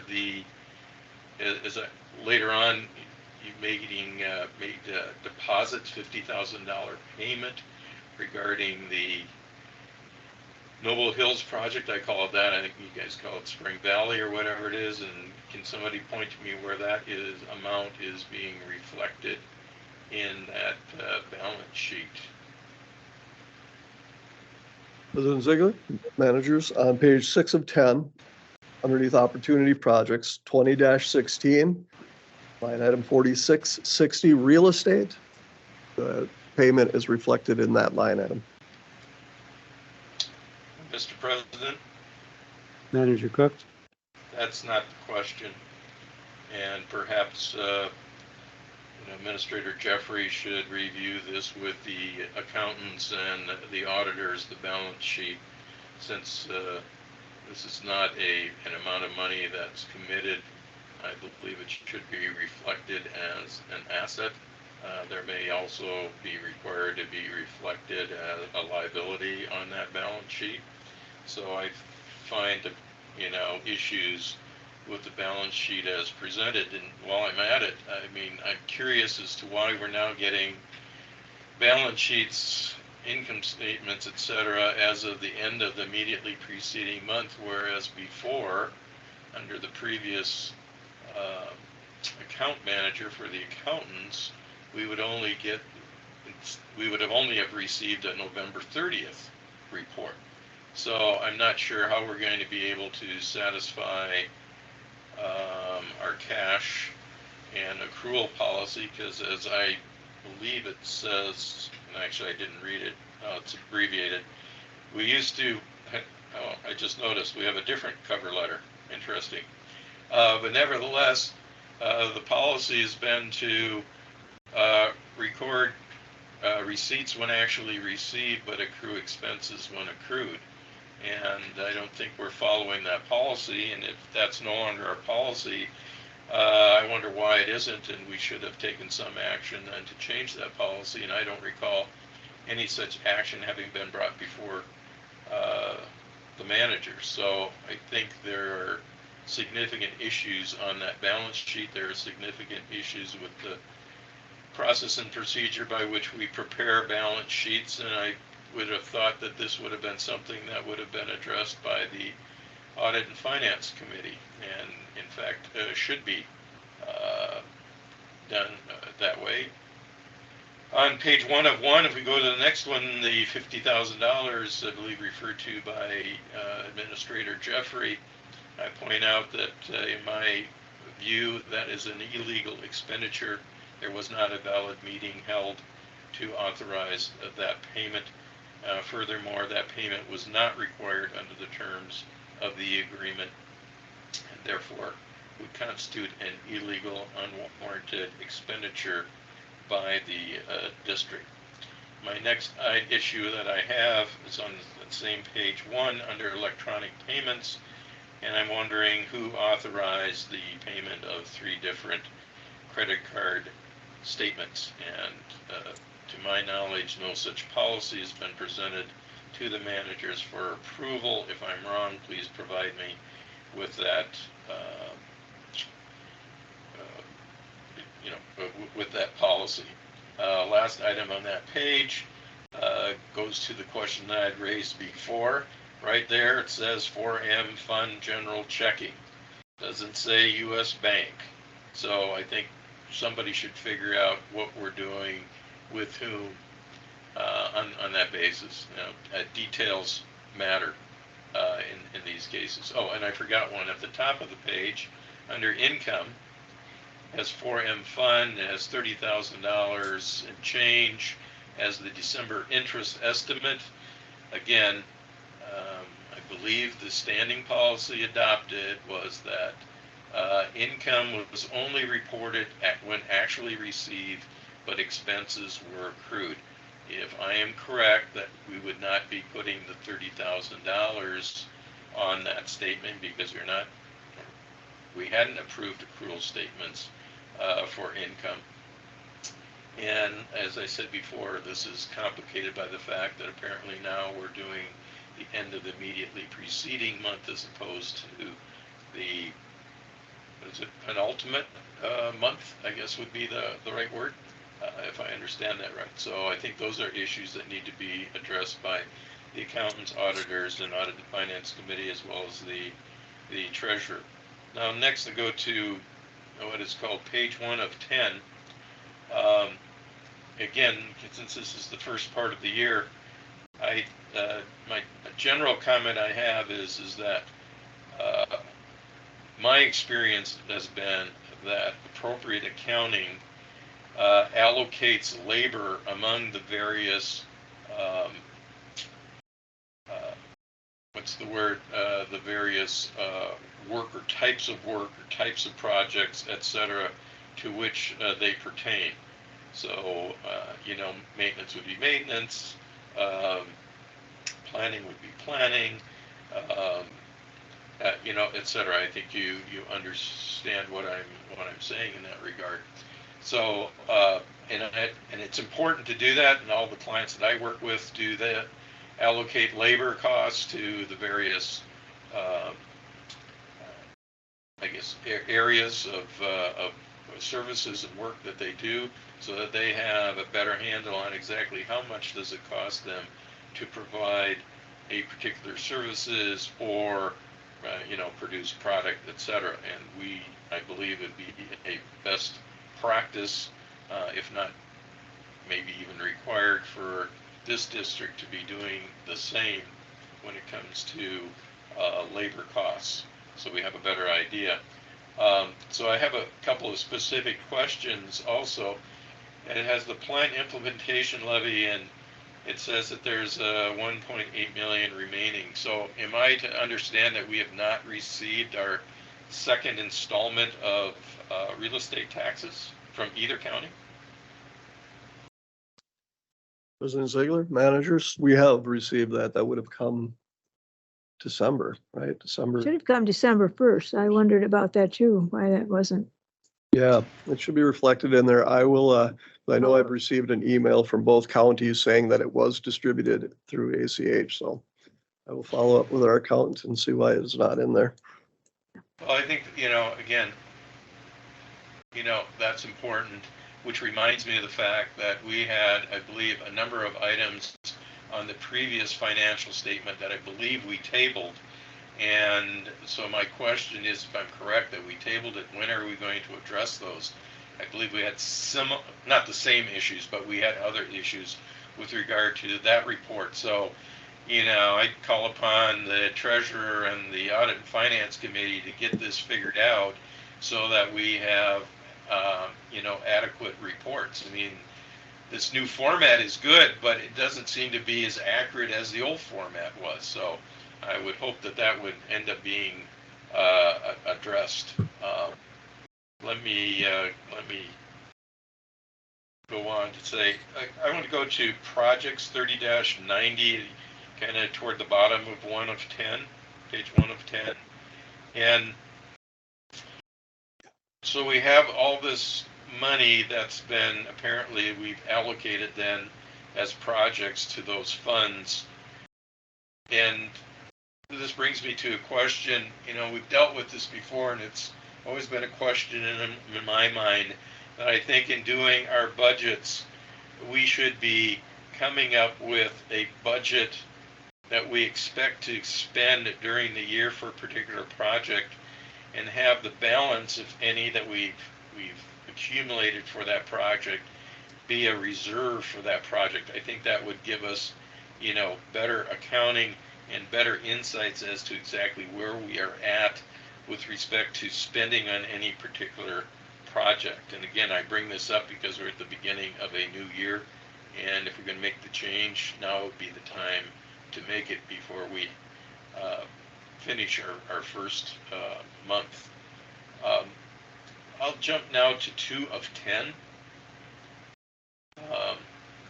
I mentioned this before. I'd appreciate it if you would have the headers repeat on every page, so that I don't have to go back and say, okay, which column was this, which column was that. So I'd appreciate that just from a formatting perspective. But what I'm curious about is, for example, under telecommunications, which I don't know exactly what that is, but I'm curious why we would have a zero current monthly expenditure. And it just didn't quite make sense to me. And so I know there's, in this case, there's $30,000 listed on insurance.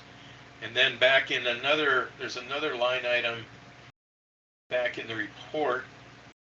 I think that had to do with insurance, and I thought there was nothing. I can get to that at a later date. Moving on. With respect to district groundwater assessment, okay, we're at a negative there, and I bring this up only because there's a number of negative remaining budgeted items, and you know, since we didn't allocate money to this, we shouldn't be spending money on it without the board approving expenditure of money. And I bring this up because, again, my understanding, having gone through 103 Cap B.231, is that if, at least with respect to a capital improvement project, we're supposed to have separate funds, and the money's supposed to go in there and not be used for anything else. At least that's my reading of the statute. So I'm concerned that we have any negative items, and I think one of the issues it poses is that we can't be taking necessarily money, at least not from capital improvement projects, and putting them in other account categories. Perhaps we can take money out of non-capital improvement projects and put them in other categories, but I think we have to be mindful, at least my read of 103B.231 would not allow us to take money out of a capital improvement project, at least absent some, I believe, formal action, although the statute doesn't provide an exception as best I can tell. And then, and then on page 6 of 10, we now have opportunity project, and I believe that these items have to do with the Spring Valley or Noble Hills project. And now that I believe there is now a Spring Road Conservation Project accounts on page 7, it would seem to me that those, I'm wondering if those numbers are appropriately reported under Opportunity Project, or whether or not they should be under Spring Road Conservation Project. And again, you can see there are several negative account balances, and again, this would be spending not otherwise authorized, by the district, and the best practice would be that additional funding be approved by the board prior to those expenditures occurring, and I believe that's one of the reasons we also have a reserve fund. So I think that needs to be addressed in the upcoming year, and with that, I will yield back. Do we have any other questions on accepting the December treasurer's report? Hearing none, can we have a roll call vote, please, Mr. Smith? Manager Crafton? Yes. Manager Duval? Yes. Manager Cook? So waiving my prior objections, no. Manager Pedersen? Yes. President Ziegler? Yes. Motion carries 4-1. Okay, the next item on the agenda is Resolution 24-006, approving payment of the bills. Do we have any motions on this item? Yes, I'd like to move, where is it? Resolution 24-006 for, to pay the bills. I'll second. Okay, we have a motion and a second. Do we have any questions on this item? Mr. President, Manager Cook? I assume that when we're talking about paying the bills, we're talking about the expenses listed on page 1 of, well, it's listed as page 1 of 1 under expenses. Am I correct? Administrator Jeffrey, do you have the report in front of you?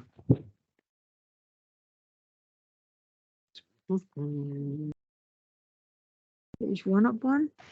President Ziegler, managers, that is correct. So I have one further comment. I just want to repeat my comment that, there's already been excuse me, electronic payments made prior, and as far as I can tell, without our approval. I'm not, if somebody thinks there are approval, but I think this whole system of approving payments, etc., should be reviewed and, if as necessary, revised so that we are doing proper approval process for all of our expenditures. I yield back. Thank you.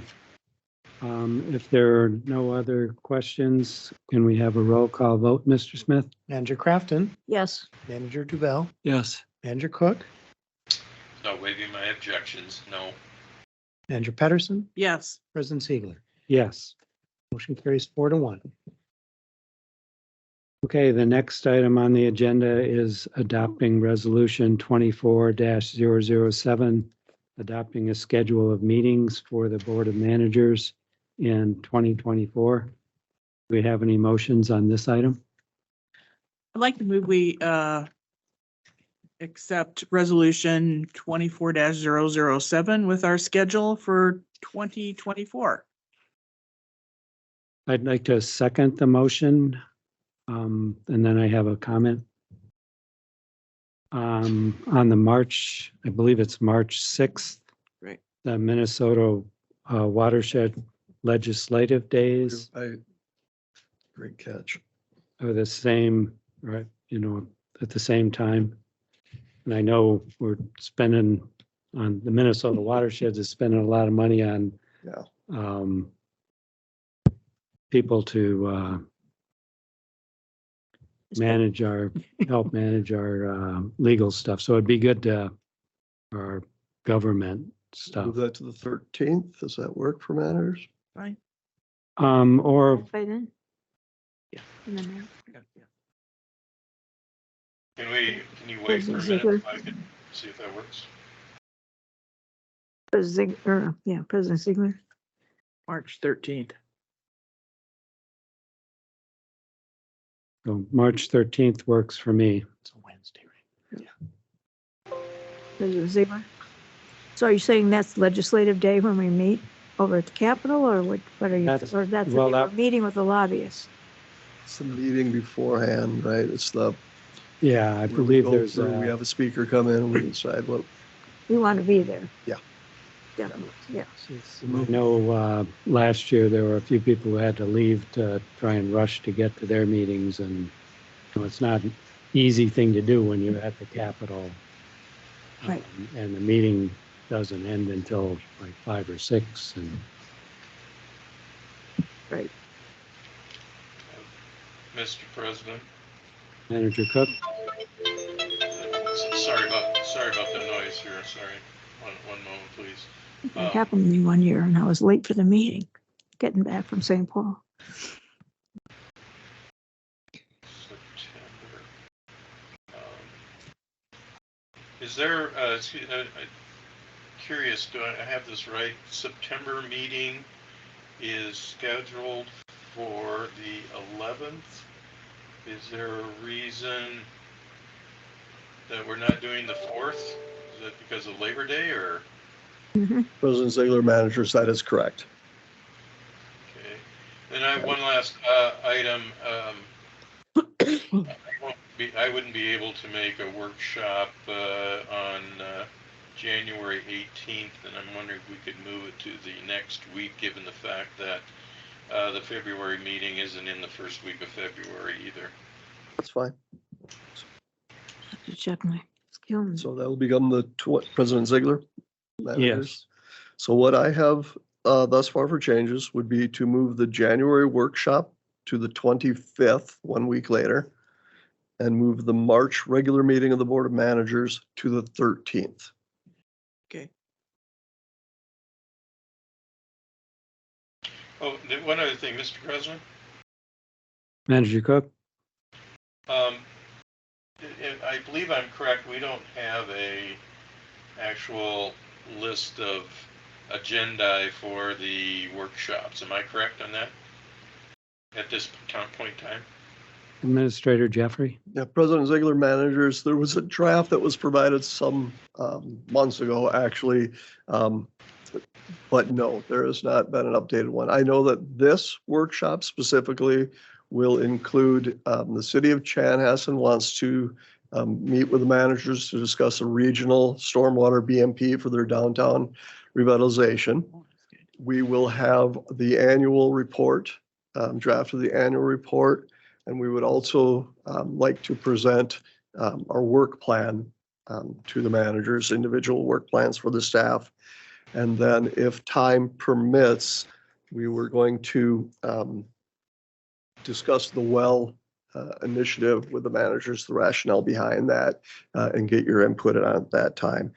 And then at the February meeting, I'll come forward with a proposed workshop agenda items for the remaining years.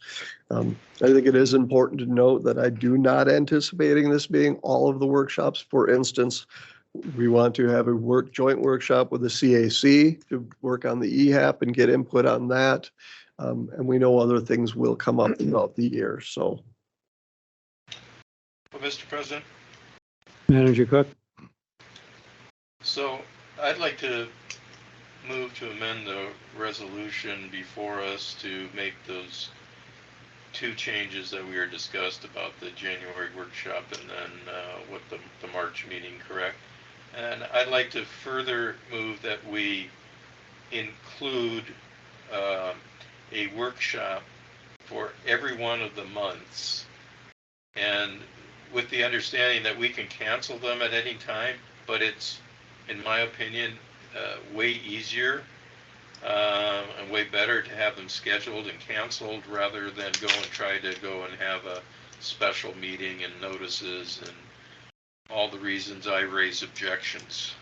So that's my motion to amend. We have a motion. Do we have a second?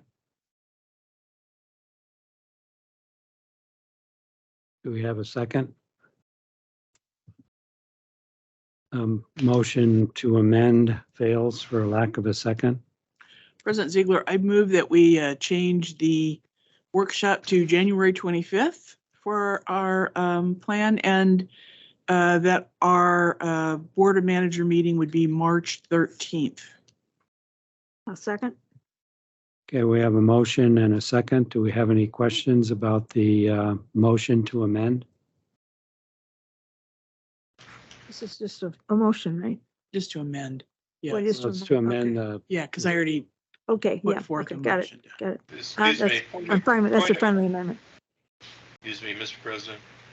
Manager Cook? Point of order. Could we please have people not overtalk and ask for the floor before speaking? Thank you. Okay, so we have a motion to amend on the table to change the January meeting or workshop, I'm sorry, to the 25th, and the March regular meeting from the 6th to the 13th of March. Do we have any other questions or comments on the motion to amend? Can we have a roll call vote, please, Mr. Smith? On the amendment, Manager Crafton, Yes, Manager Duval, Yes. Manager Cook, Without waiving any of my prior objections, no. Manager Pedersen, Yes. President Ziegler. Yes. Motion carries 4-1. So that brings us to the original resolution to adopt a schedule of meetings with the revisions that we've just agreed to. And we have a roll call vote on that. Manager, on the resolution as amended, Manager Crafton, yes, Manager Duval, Yes. Manager Cook, Without waiving any of my objections, no. Manager Pedersen, Yes.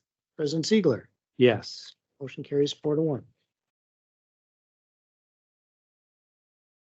Okay, the next resolution is to adopt, or I'm sorry, to accept the the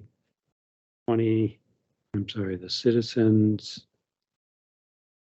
Is this a resolution to adopt? The resolution is to, President Ziegler, managers, the resolution is to appoint the CAC. Wait. Am I- Calendar. Can I see an Schedule. agenda, please? Right here. Thank you. There it is. Yes, it is to acknowledge, it is their schedule to set. Fine. The CAC So can we're set their schedule. accepting the schedule for the CAC meetings for 2024. Yep. Okay, do we have a motion on this item? President Ziegler, I'd like to move we adopt resolution 24-008, adopting the schedule for the CAC meetings. We have a motion. Do we have a second? We have a second. Did Tom already Miss- second? I'm sorry. No, you seconded. Yes, thank you. Mr. President, Manager Cook? I'm not, yeah, it wasn't clear to me what Manager Pedersen was saying, but if it's to adopt resolution 24-008 period, then that's fine, but we're not agreeing to, we're just acknowledging, and I don't believe that's what Manager Pedersen said, but maybe I misheard.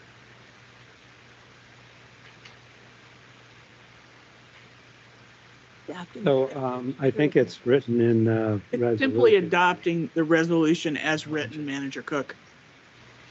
Very good, thank you. You're welcome.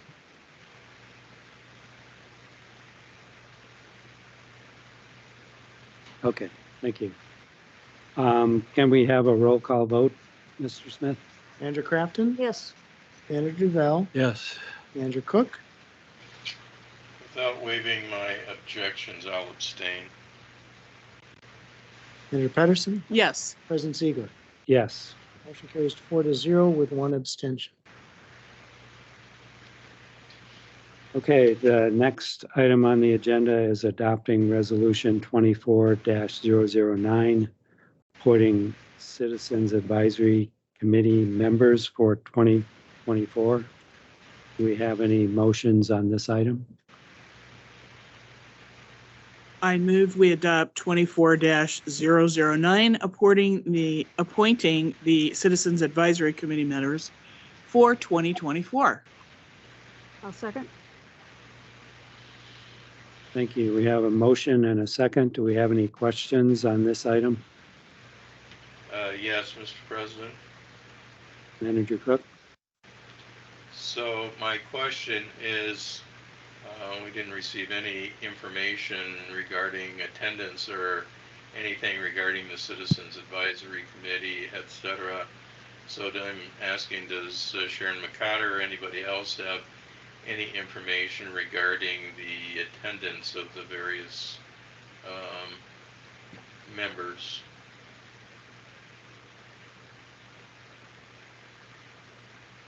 Yes. No, I believe, Manager Cook, they have, we have had no attendance problems as we have had in the past, so I think it's good for attendance. Yeah, Mr. President, if I could follow up. Manager Cook? Sharon McCotter, I mean, in your view, do most of these members, have they been showing up for a majority of the meetings? Yes, but unless they had a technical issue or something like that, or we're out of town. But yes, we've had enough people that we have not had any issues with having a quorum. I don't think we had any meetings this year where we didn't have a quorum. Okay, very good. Thank you. Are there any other questions on this resolution 24-009? Hearing none, can we have a roll call vote, please, Mr. Smith? Manager Crafton, Yes, Manager Duval, Yes. Manager Cook, Without waiving my prior objections, I'll abstain. Manager Pedersen, Yes. President Ziegler. Yes. Motion carries 4-0 with one abstention.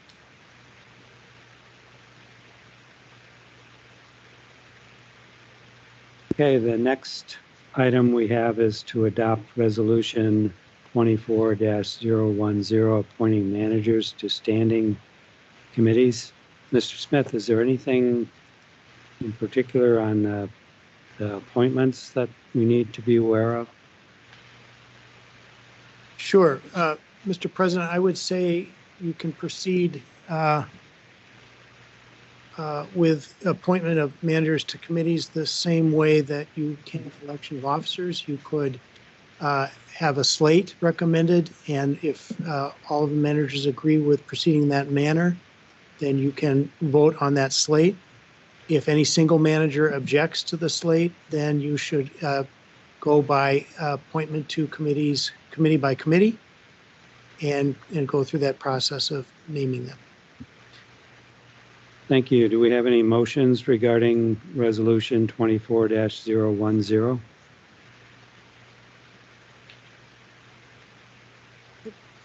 President Ziegler. Manager Crofton? So I don't know what the pleasure of the board is, but if we're anticipating some objections, maybe we ought to just go committee by committee. I agree. And I would like to put forth the name of David Ziegler and Tom DeVell for the governance committee. I'll second. Okay, so that motion was to appoint manager Ziegler and DeVell to the governance committee. Yes. And we have a motion in a second. Do we have any other nominations for the governance committee? Mr. President, point of order.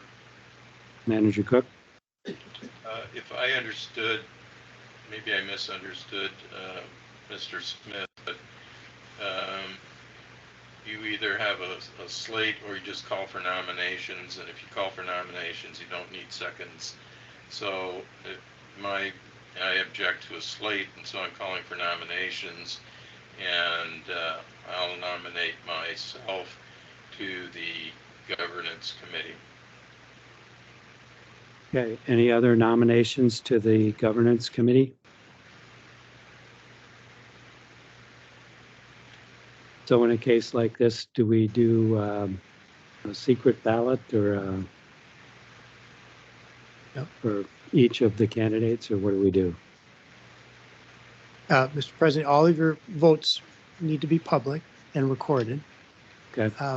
And you have 3 nominations, and you can maybe take up each nominated person one by one and see the votes. There's Okay. a variety of ways you could do it with these nominations, but Okay, so let's do that. Let's look at if I could just say one further thing, Okay, if this becomes cumbersome, even further, you can say for slot number 1 on the governance committee are there nominations.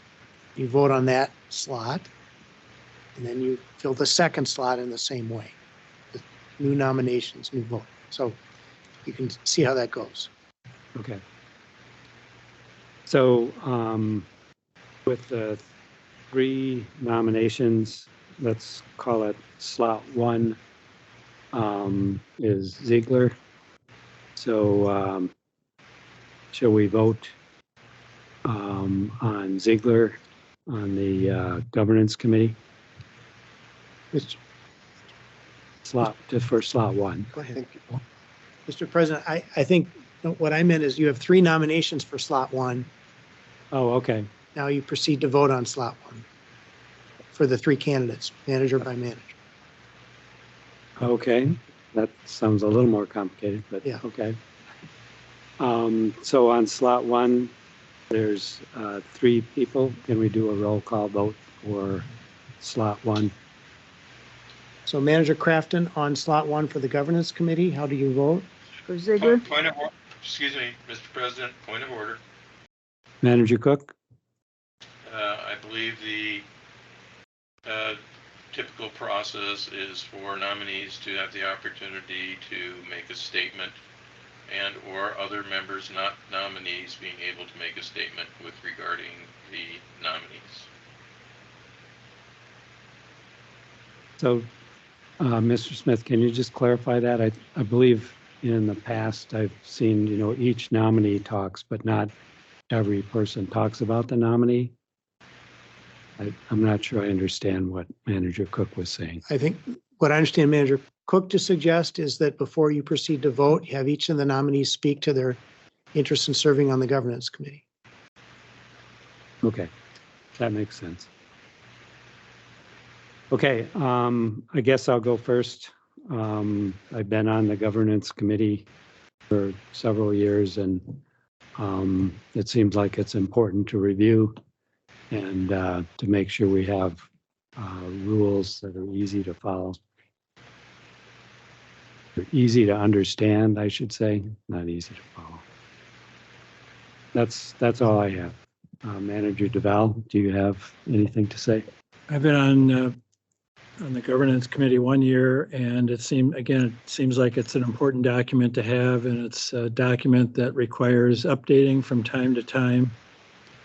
And a big chunk of it relates to the finances of the district. So I feel like I have a good background in having been on the finance and audit committee to be able to communicate back and forth. So, thank you. Manager Cook? Well, I previously served on the governance committee with President Ziegler. I think we made great strides. In fact, we had a amended or proposed amended governance committee that the time that I was not reappointed. I'm the only one of the members, as far as I know, that has a legal degree. I've drafted and helped companies implement dozens of governance manuals, bylaws, processes, and procedures. I believe I'm the only one that has the appropriate experience and training to be able to actually serve in this role.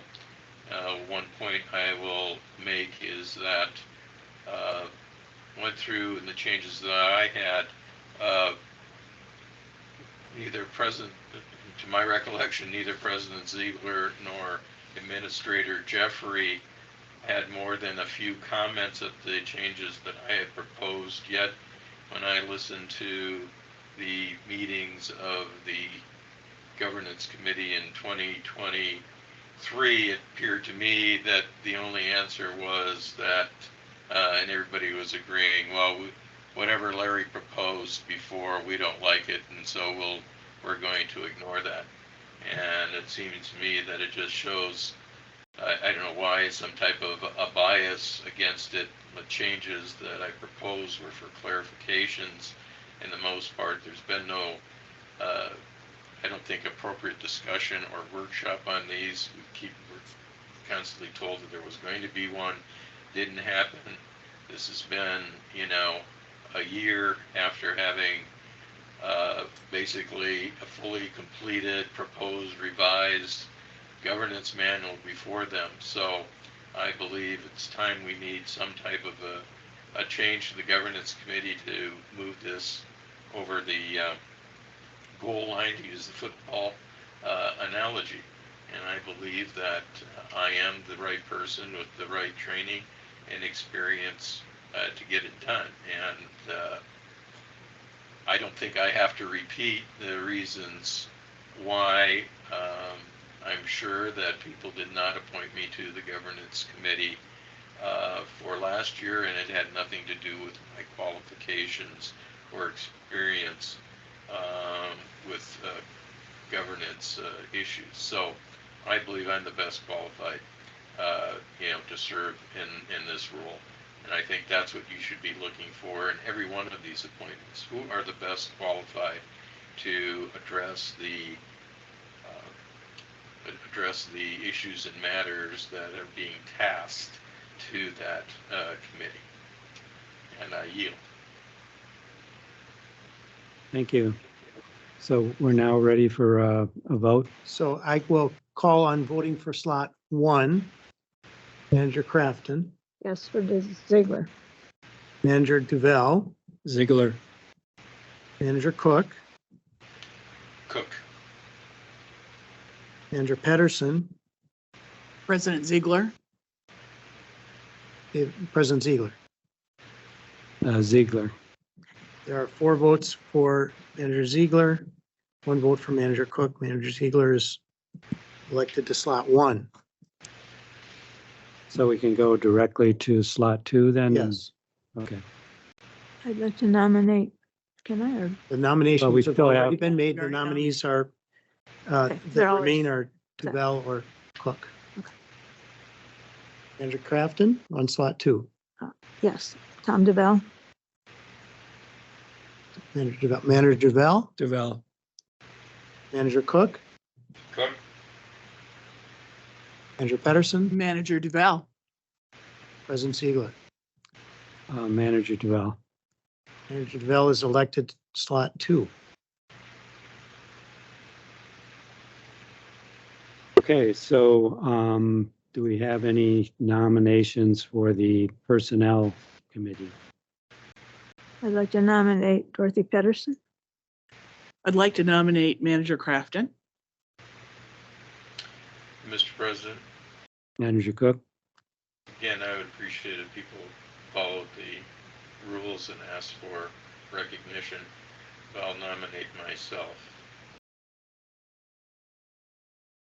Okay, are there any other nominations for the Personnel Committee?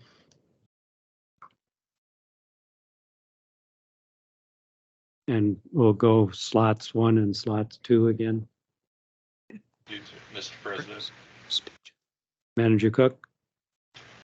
point of order again, an opportunity to address the managers as to why one should vote for oneself or for another. Manager Cook, do you want to go first? I'd be happy to go first. Okay. So first of all, again, I believe I am of the most experience and the best qualified to fill one of the positions on this committee. I spent over 40 years in private practice dealing with corporations, including their employment issues, working on employment manuals and policies, as well as in particular to make sure that policies and manuals are up to date as far as the law is concerned. I also recognize the need for human resources consultants who have day-to-day handle on issues that face any organization, be it private or governmental organizations.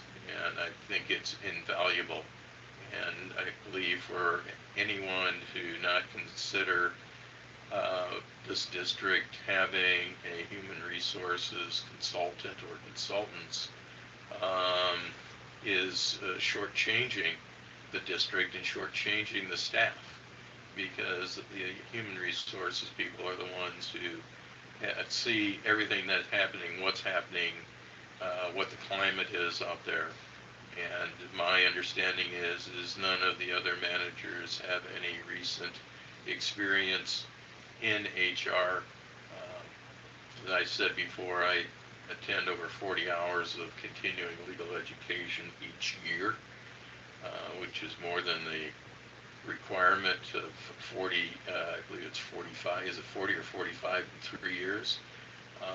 I go to every one of the employment law seminars, which is, it's a several-day event that's put on by the Minnesota Continuing Legal Education. So I believe I have a handle, or a better handle than others, on employment law, employment issues, including employment policies. With that said, I don't think there is any, doesn't replace the need, as I said, for an HR consultant, which I think I've said many times we desperately need, nor does it supplant, I believe, the need for employment law legal counsel that has experience, day-to-day experience in HR and employment law matters. And in my opinion, we have had the need for such, not only the attorneys, but the HR individuals. But again, I'll just close by again repeating, I believe I have more experience and more training in personnel matters. I've dealt at the CEO level, the board of directors levels, intermediate staff levels, dealing with employment issues. I dealt with employment issues in the 2 firms that I was previously with. So I believe I am the best candidate to hold one of the positions on the Personnel Committee. I yield back. Manager Crafton, would you like to speak? Sure. I think our biggest asset as the watershed district is our staff. And I've tried as much as I can to not get in the way, but to connect with staff, interact with them, learn what they're doing, you know, what their priorities are in some cases, or talk to administrator to try to get a handle on, you know, how things are going, what we should be improving or whatever.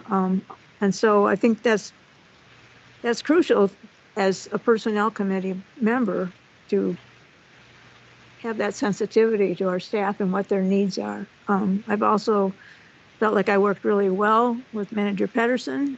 She brings so much expertise, but we work well together, and it's amazing how we're on the same path almost all the time. We come to the same conclusions without even interacting until we get to a point where we're talking about something. But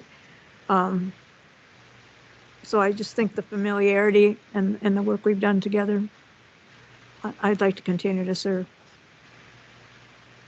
Thank you. Manager Pedersen, would you like to speak? Sure. After graduating from college with sort of a minor in human resources, I began my career with B. Dalton Bookseller as a recruiter, followed up by a benefits manager. I left there and went to work for a subsidiary of U.S. Bank. I was there for 8 years, had a staff of about 5 people working for me. When I left there, I opened up my own HR consulting business for the following 3 years. At which point, I changed careers and opened up my landscape design and installation company, which I've had ever since the 90s. And to say that I've had no personnel experience since having my own business is a very inappropriate comment to make, considering the fact that I'm managing crews anywhere between 5 and 18 people at a time. So my background in human resources, I feel, is pretty strong. And I, along with Jill, appreciate the staff that we have here.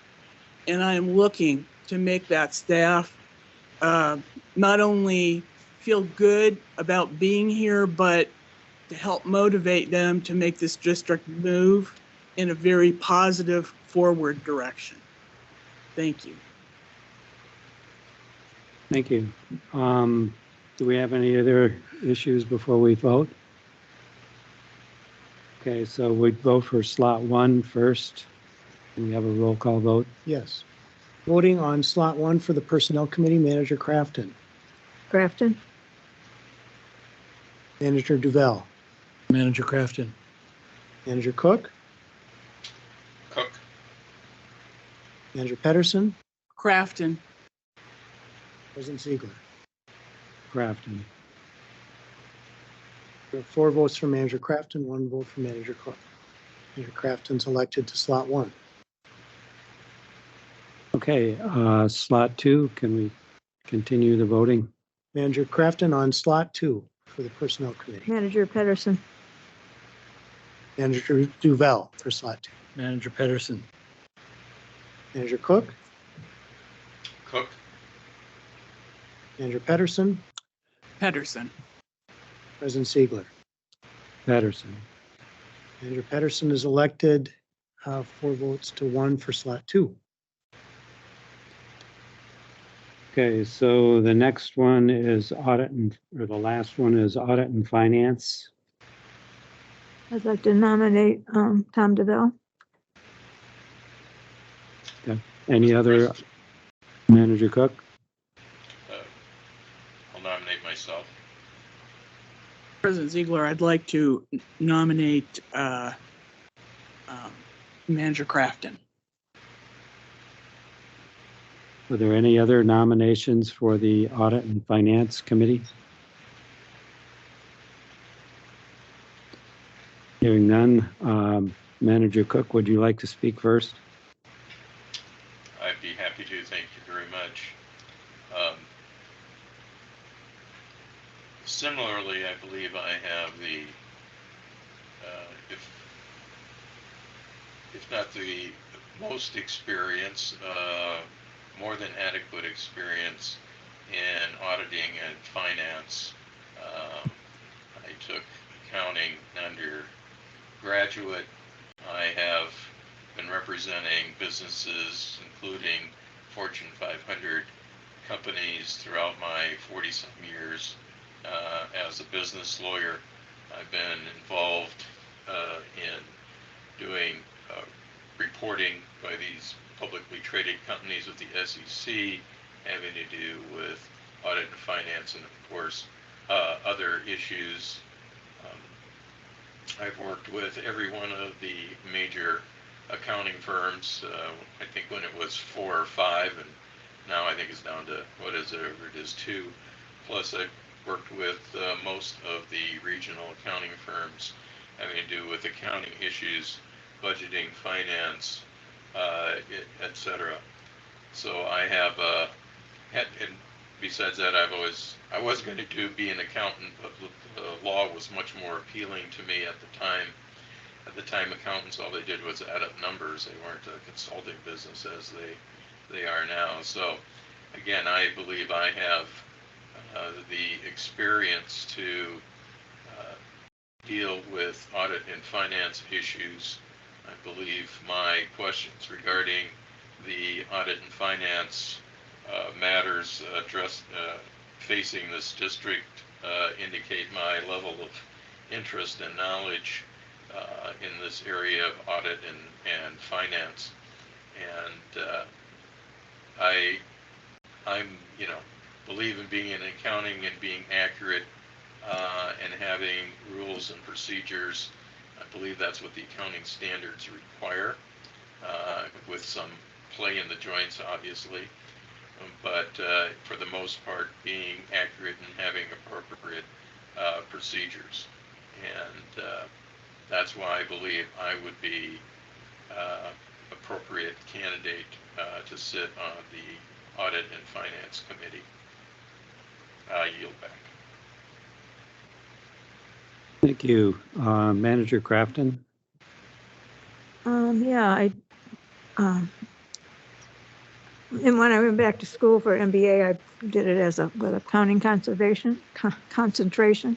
And then I ended up working on Robbins, Kaplan, Miller and Cerisi law firm for about a little over 20 years in the accounting department, doing everything from budgets to, well, I started at the bottom, moving up. As an older person, you kind of go in that way with count temps, but I did everything from cash receipting and payables on up to helping department heads do their budgets, and we had at least 4 or 5 offices around the country helping those administrative managers do their budgets and producing the financial statements for the attorneys and getting those out. So I had experience on a bunch of levels. I enjoy very much working with Amy. I think we do well together. And I felt like I've had good relationship with the staff at Redpath. They've been real helpful. I ask a lot of questions, and but they've been super supportive. So it's worked well. I've very much enjoyed having Tom as part of the committee because he brings a whole different level, and we're trying to figure out how to do the best for the watershed district so that we're having more growth in the income that's sitting there. So he's asked a lot of really good questions and challenged me. And anyway, it's been fun, and I'd like to continue to serve. Thank you. Manager Duval? I would like to continue on the Audit and Finance Committee meeting and just restate a little bit about my background. I have about 40 years of experience in accounting and finance.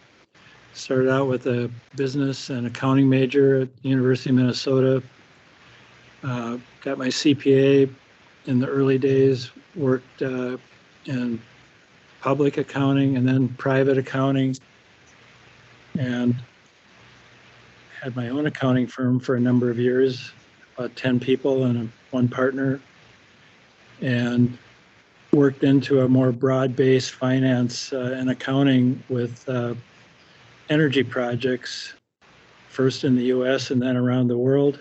Worked with partnering with many different companies in different countries, dealing with different accounting systems, having to figure out how all that integrated back into the US accounting system, dealing with a lot of issues with Foreign Corrupt Practices Act. A lot of different countries or companies had different practices in dealing in international business. So again, it was the US was always more stringent, so we had to figure out how to deal with those sort of things. So anyway, I've worked on many projects, many small accounting clients to multinational companies. Currently serving as a treasurer on our Townhouse Association board. I'm 48 members, so I've been active in that for about 5 years. And I think we have some things where we can streamline our systems here, and we've been working on that through our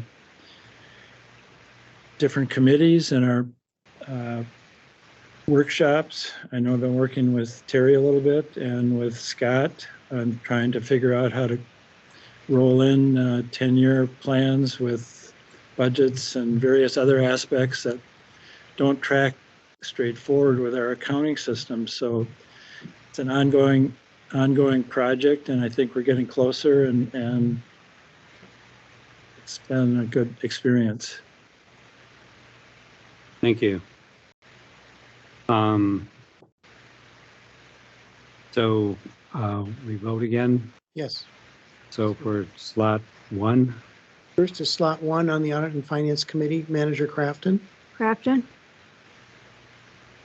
Manager Duval, Crafton. Manager Cook, Cook. Manager Pedersen, Crafton. President Ziegler. Crafton. Manager Crafton is elected to slot 1, 4-1. And we can proceed to slot 2. On slot 2, Manager Crafton, Tom DeVell, Manager Duval, Duval. Manager Cook, Cook. Manager Pedersen, Manager Duval. President Ziegler. Manager Duval. Manager Duval is elected to slot 2. Okay, so I assume that covers the individual resolutions on these, or do we need to vote on those? We're covered on committees. Okay. So that brings us to the election of officers. And we have the same, we can do individual offices or a slate. But if anyone disagrees with doing a slate, then we have to do individual. Correct. So is there any slate or anyone opposed to doing a slate? Mr. President, Manager Cook? I oppose the slate. Okay. And Mr. President, if I could just point out, I think in an email, I gave you a list of order of the offices, but I double checked the bylaws. And the bylaws provide for the order of election to be the president, the vice president, the treasurer, and the secretary. Okay. So we vote for the president first. Do we have any nominations for president?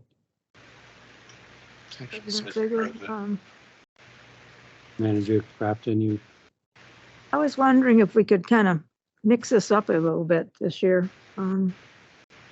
Whether there's interest in nominating Manager Pedersen for president, if she's interested at all. you can certainly nominate her and she can either say yes or no. We can have as many nominees as there are Okay. people, I believe. So did you nominate Manager Pedersen? Yes. Okay. Mr. Manager President, Cook, you, I nominate myself.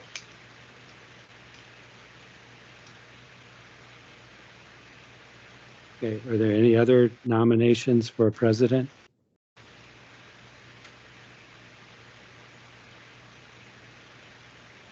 Okay, so Manager Cook, you want to speak first? Yes, I can speak to this. Basically, I've already stated I have I believe the requisite experience and training. I've chaired many a meeting. I'm familiar with Robert's Rules of Order, familiar with our bylaws and our governance manual. Yeah, on that basis, I think those are as I said before, I worked with all kinds of companies, all sizes, worked with board of directors, managing their meetings, et cetera. So I have a lot of experience in dealing with this and making sure that the meetings are properly held, notices are properly given, resolutions are available at the meetings, and proper votes and minutes are being maintained. So I have that experience. I generally, don't like to be negative about other people, but Manager Pedersen was, she was the president or filling in as the president, and I don't believe that she has the requisite demeanor for being the president of this organization, and I think it requires a certain demeanor to properly control a meeting and follow the appropriate procedures so that the public in particular feels confident that the district is proceeding in accordance with its rules, bylaws, which obviously include Robert's Rules of Order. And as I said, I've chaired many a meeting, been responsible for approving agenda, etc. So with that, I will yield. Thank you. Manager Pedersen, would you like to speak? Yes, I would. And first, I'd like to say I'm very excited about Riley. I'm excited about the future that we're looking at, what we can have and what we can do. Anything that I need to have help on Robert's Rules of Order, I know we've got some great resources sitting across the table from me. Although I have been president or on boards of about 5 very large national associations of which I've been a member of. I'd like to think more about where we can head in terms of an organization as a whole, rather than look at all of the minute details and minutes that go by at these meetings. And that's what I would like to perhaps consider doing this job and having help from all of you. Thank you. Thank you. So I have some experience as president of the CAC and then president of the Watershed District. I think that there's a lot, I am looking forward to the progress we can make as a team. And I've also been elected to the Minnesota Watersheds Board, and there I'm the treasurer, not the president, but that's okay. So I have some experience. I'm not an expert on Robert's Rule of Order, but I do have help sitting across the table that can tell me if I'm making a mistake, and he's not afraid to do it. And on the phone as well, if I misspeak or whatever, I'm not offended if somebody tells me, hey, that's not the right. That's probably my best quality. Anyway, that's all I have to say. President Ziegler, I didn't have a note that you had nominated yourself, so I would presume that you intended that. I did, yes. Okay. I guess I didn't realize that no one else had. Very good. Thank you. We ready to proceed to vote? I believe we are. Okay, on the Office of President, Manager Crafton, Pedersen, Manager Duval, Pedersen, Manager Cook, Cook. Manager Pedersen, Pedersen. President Ziegler. Pedersen. Manager Pedersen is elected president. So can you finish the meeting then? All yours. Oh. Okay, so the next item on the agenda is the members' reports. No, Vice next would be to President. elect the vice president. Oh, I'm sorry, I forgot that. So nominations You're right. for vice president. I skipped the whole bunch. So nominations for vice president. Do we have any nominations for vice president? who's interested? Mr. President, Manager Crafton? I'd nominate President Ziegler, Manager Ziegler, Okay, if you're interested. okay. Manager Cook, myself. do we have any other nominations for vice president?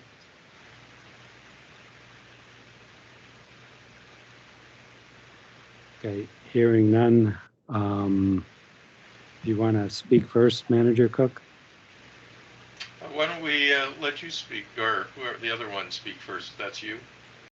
That is me. I don't want to repeat everything I just said, so I think it's still good. So that's all I need to say, I think, at this point. Manager Cook? Well, I will say that I think I have experience in the training. Obviously, if I needed to step in as president, I can certainly do that. I previously served as the vice president of the district here, and though I didn't have much to do in that situation, I'm fully prepared with the knowledge of Robert's Rules of Order and the other requirements of the governance manual to take over that role if that's required in that case. So I guess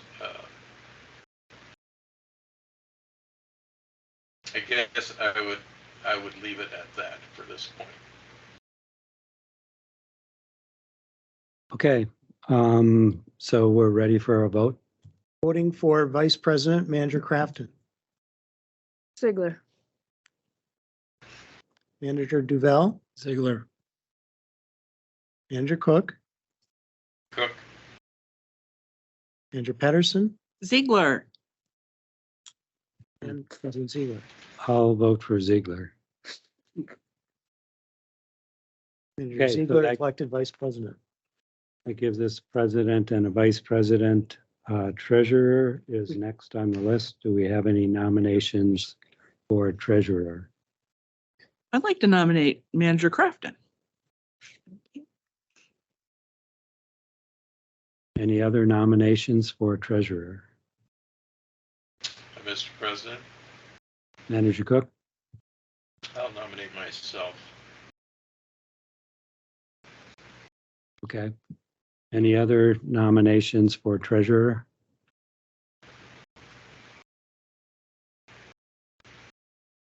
Hearing none. Manager Cook, would you like to go first or second? I'll go second. Okay. Manager Crafton? what are we doing? I'm sorry. Get to talk about Huh? why you want to be treasurer. Oh, I guess I already did that when I was doing the audit thing.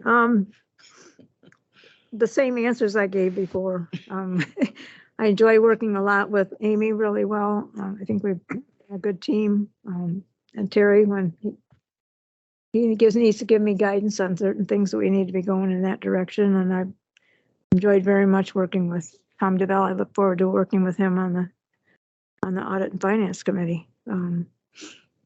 Had good relationships with the people at Redpath, and looking forward to upping our game, I guess, putting some procedures in place that are more streamlined, particularly the signing of the checks and a few things like that. But yeah, I'm really interested in taking us to the next step where we're doing an even better job. Thank you. Manager Cook? Yes, thank you. Well, as I've already mentioned, my experience in accounting, working for and with companies large and small, including, as I said before, publicly traded companies, particularly in their accounting and their reporting. I do all my own accounting. I've bought and sold dozens of businesses, and the big part of that is understanding the accounting that is needed by a business in order to have that business even be considered as a potential target to be purchased. I think it's obvious that I pay attention to the financial statements that are presented and raise questions. I believe that there's way too much weakness or apparent weakness in our accounting systems and procedures. As I said before, I've had proposed processes, procedures, for our audit and accounting for over a year. Nothing has happened under Manager Crafton's watch. Just an example, as I mentioned today, the financial reports, don't make sense. They don't match our policies. That's the job of the treasurer, is to make sure that our financial policies are in place, and those that are in place are being followed. And another example is we laid over and tabled the financial statements, I believe it was for last month, but nothing was brought forward. There's no follow-through. I fear that Manager Crafton is engaged in a lot of different areas, and I'm glad that she is. But being the treasurer does take up a certain amount of time and requires certain attention to detail. But it's bigger than just doing accounts. It's making sure the policies are being done. And if I recall correctly, Manager Crafton talked about electronic payments, and that I was the one who proposed that over a year ago, as well as streamlining the payment provisions for contractors, etc. I'm also the one that brought up the fact that we were not, and we still apparently are not, paying contractors on time, and we're not paying them the requisite amount of interest. And I don't see where that has been raised or adequately dealt with by Manager Crafton. I know she had made some comments regarding issues with that, but those comments were nothing more than, well, I don't think we have to pay interest, or we shouldn't have to pay interest, when the law is very clear that we owe the people interest. Even if they don't ask for it, we're obligated to pay them interest. And it is not for us, it's not consistent with the law that we say, okay, well, they don't demand it, we don't have to worry about it. And I don't accept that. I believe that we need to dot our I's, cross our T's. I also believe that there is room for our staff, who, quality staff, for taking over much of this accounting and minimizing what I believe is simply bookkeeping on the part of the accountants, and that we're spending a lot of money for bookkeeping on the accountants that actually our staff ends up doing in the first place. And that, my experience has been with my private accounts and even the public accounts, that the internal accountants, internal people, do the work, and then generally every quarter there's a review by the accountants And sometimes that doesn't even happen until the end of the year, depending on how well the processes and procedures are with the entities. So I think I have the requisite understanding of accounting how services can be provided in a very efficient manner. I think we have the opportunity to modernize and our accounting and make it simpler, faster, more efficient, and cheaper. So I think that's why I am a better candidate to be the treasurer than Manager Crafton. So I yield. Thank you. I think we're ready for a vote.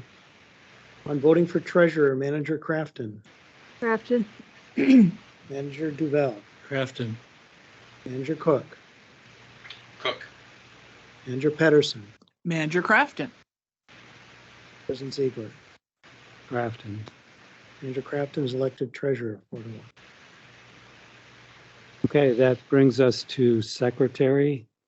Do we have any nominations for secretary? I'd like to nominate Tom Duval. Mr. President, Manager Cook? first of all, again, point of order. People should be recognized before speaking. Thanks that now that I have the floor, I nominate myself. I'd ask for other nominations, but we're out of managers. I don't think anybody can hold two offices, can they? Oh, correct. Okay. So, Manager Duval, do you want to go first? I won't repeat what I said. I think it carries over. Okay. Manager Cook? Well, I'll only repeat again that, I have extensive experience advising clients, particularly their secretaries, in preparing minutes, organizing meetings. I do review the minutes. I'm not sure that I think that's very important that we follow our process and procedure for approving minutes so that we save time during our meetings and avoid having to spend time on dealing with typos, etc. And I also believe in organization. And in my view, it's one of the obligations of the secretary to make sure that our documentation, our record book is up to date. I don't even believe we have a record book per se, although I've asked for it. So, one of my goals would be is to make sure that we are appropriately maintaining our books and records, particularly the minutes of our meetings. We are appropriately providing notices to the board, which requires that the board actually direct a meeting and that it not be made up or simply stated when it's not in fact true. And also, I think it's important, we comply with, open meeting law and the Minnesota Government Data Practices Act. Although that's not the direct responsibility of the secretary, I think maintaining the records appropriately is key to allowing the responsible authority, which I believe currently is Administrative Jeffrey, to be able to respond to data requests within the time frames required by the Minnesota Government Data Practices Act. And I yield back. Thank you. I believe that brings us to the vote. So on voting for secretary, Manager Crafton, Duval, Manager Duval, Duval, Manager Cook, Cook. Manager Pedersen, Manager Duval. President Ziegler. Duval. Manager Duval is elected secretary, 4-1. Okay, so I think that completes our elections. The member reports is the next thing on the agenda. Do we have any, manager reports? Do we have any manager reports? Yes, Mr. President. Manager Cook. Well, I want to restate the report that I made, last month, and the written materials that I provided in the previous, I think it was 2 months. In particular, again, reiterate a theme that I've had this evening, that I think it's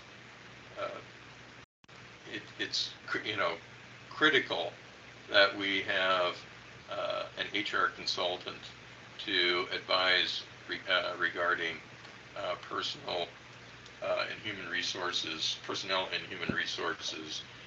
issues. And notwithstanding statements made by the people elected to that committee, we are in need of help. And in fact, as far as I know, this district is not complying with the laws that went into effect on January 1.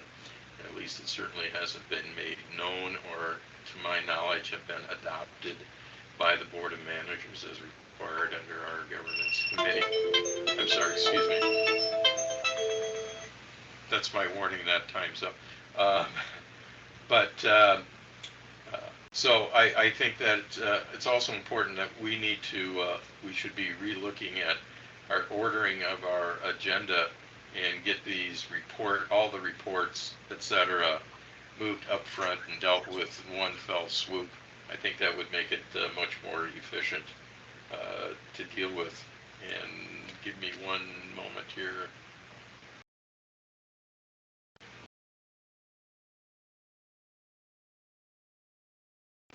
And I'm sorry.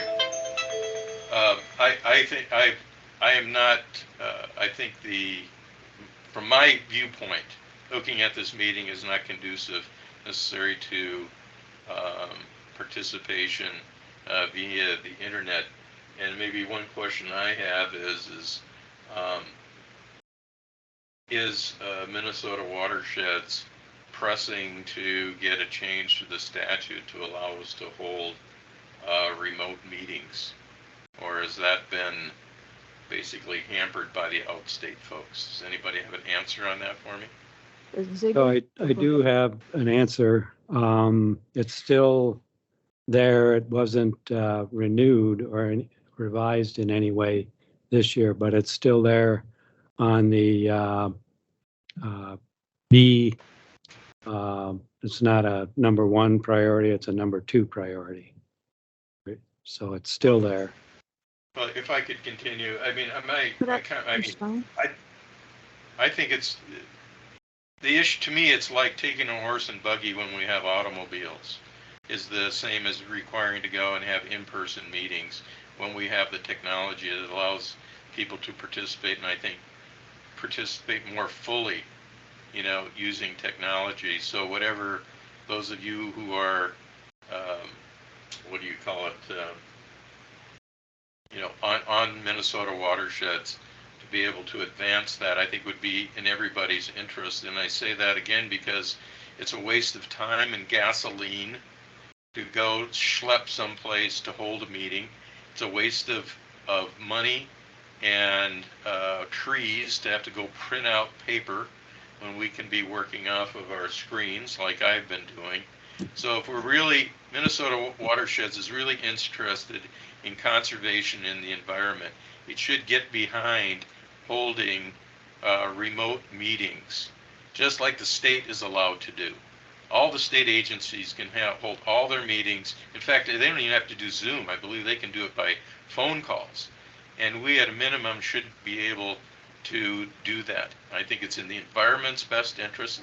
I think it's in the best interest of our constituents so that they can participate. So with that, I will yield back. President Ziegler?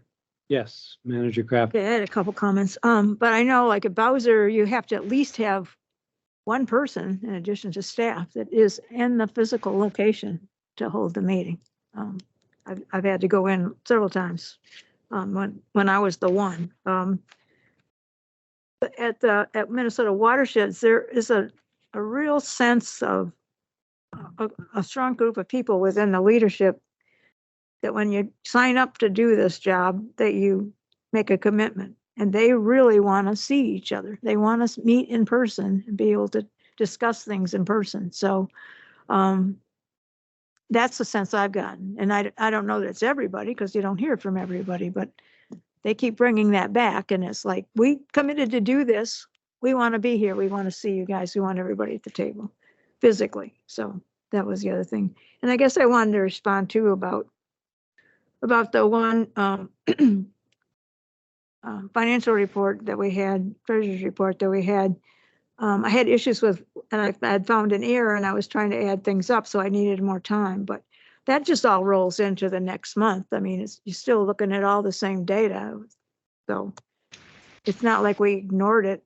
All the financials information is rolled into the next month, but it's still all the same stuff. Just more.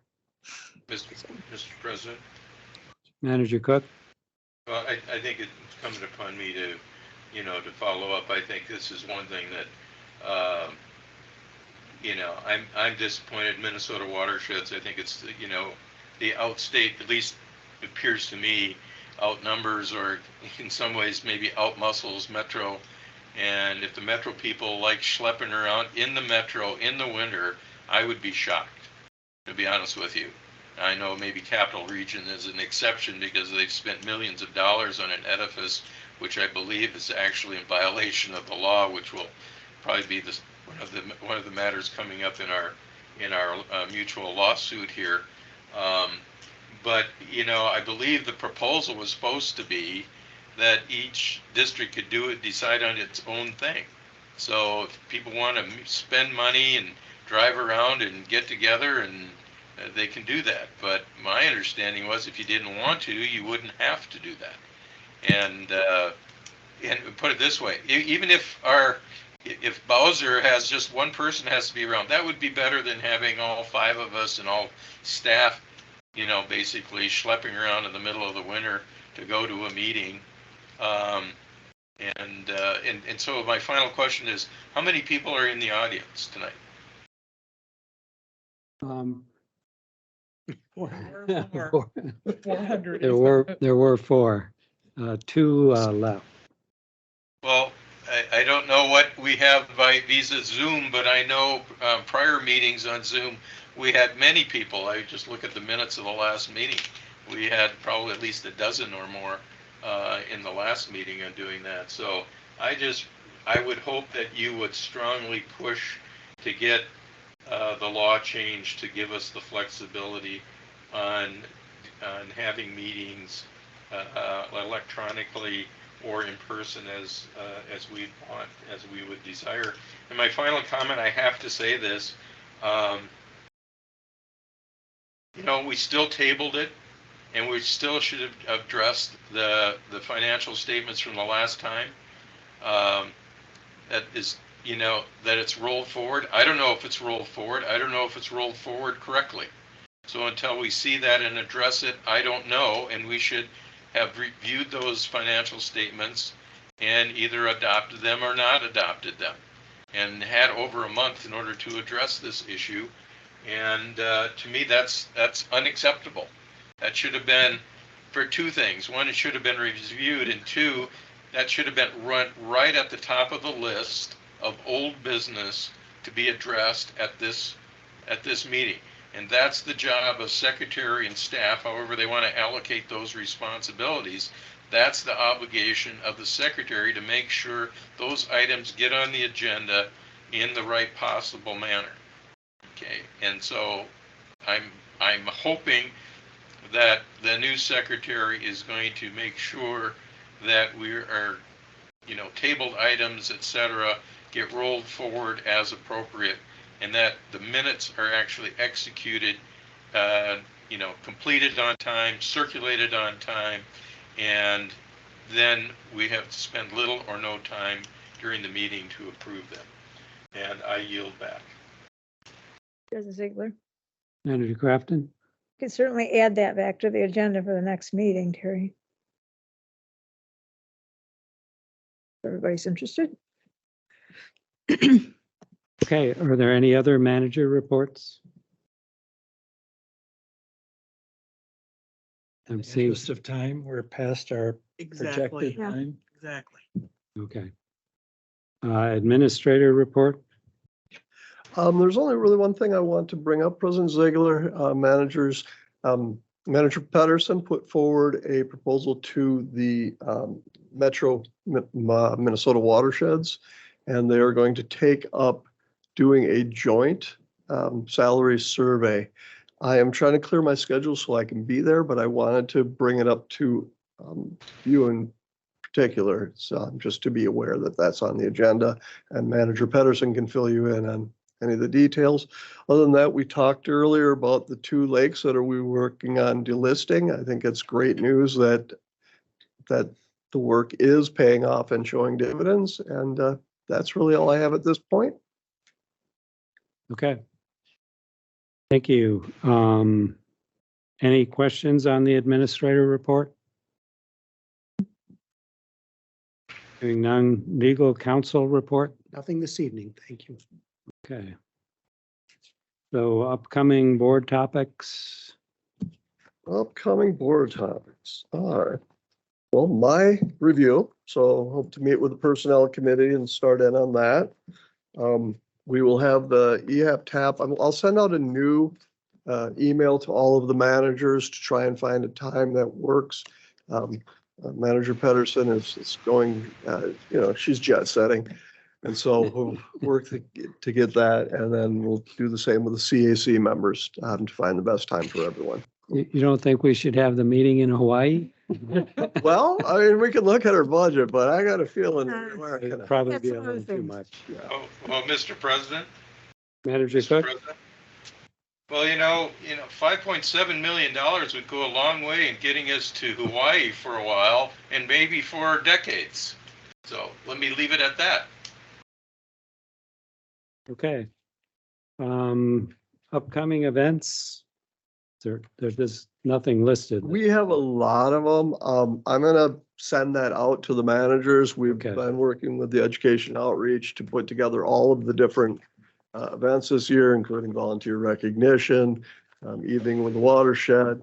We're thinking about moving the Creek Week earlier into the year, so maybe we'll get some better weather for it, although last year worked out fine. So I'll send that out to the managers. We can discuss it at a future workshop. Okay.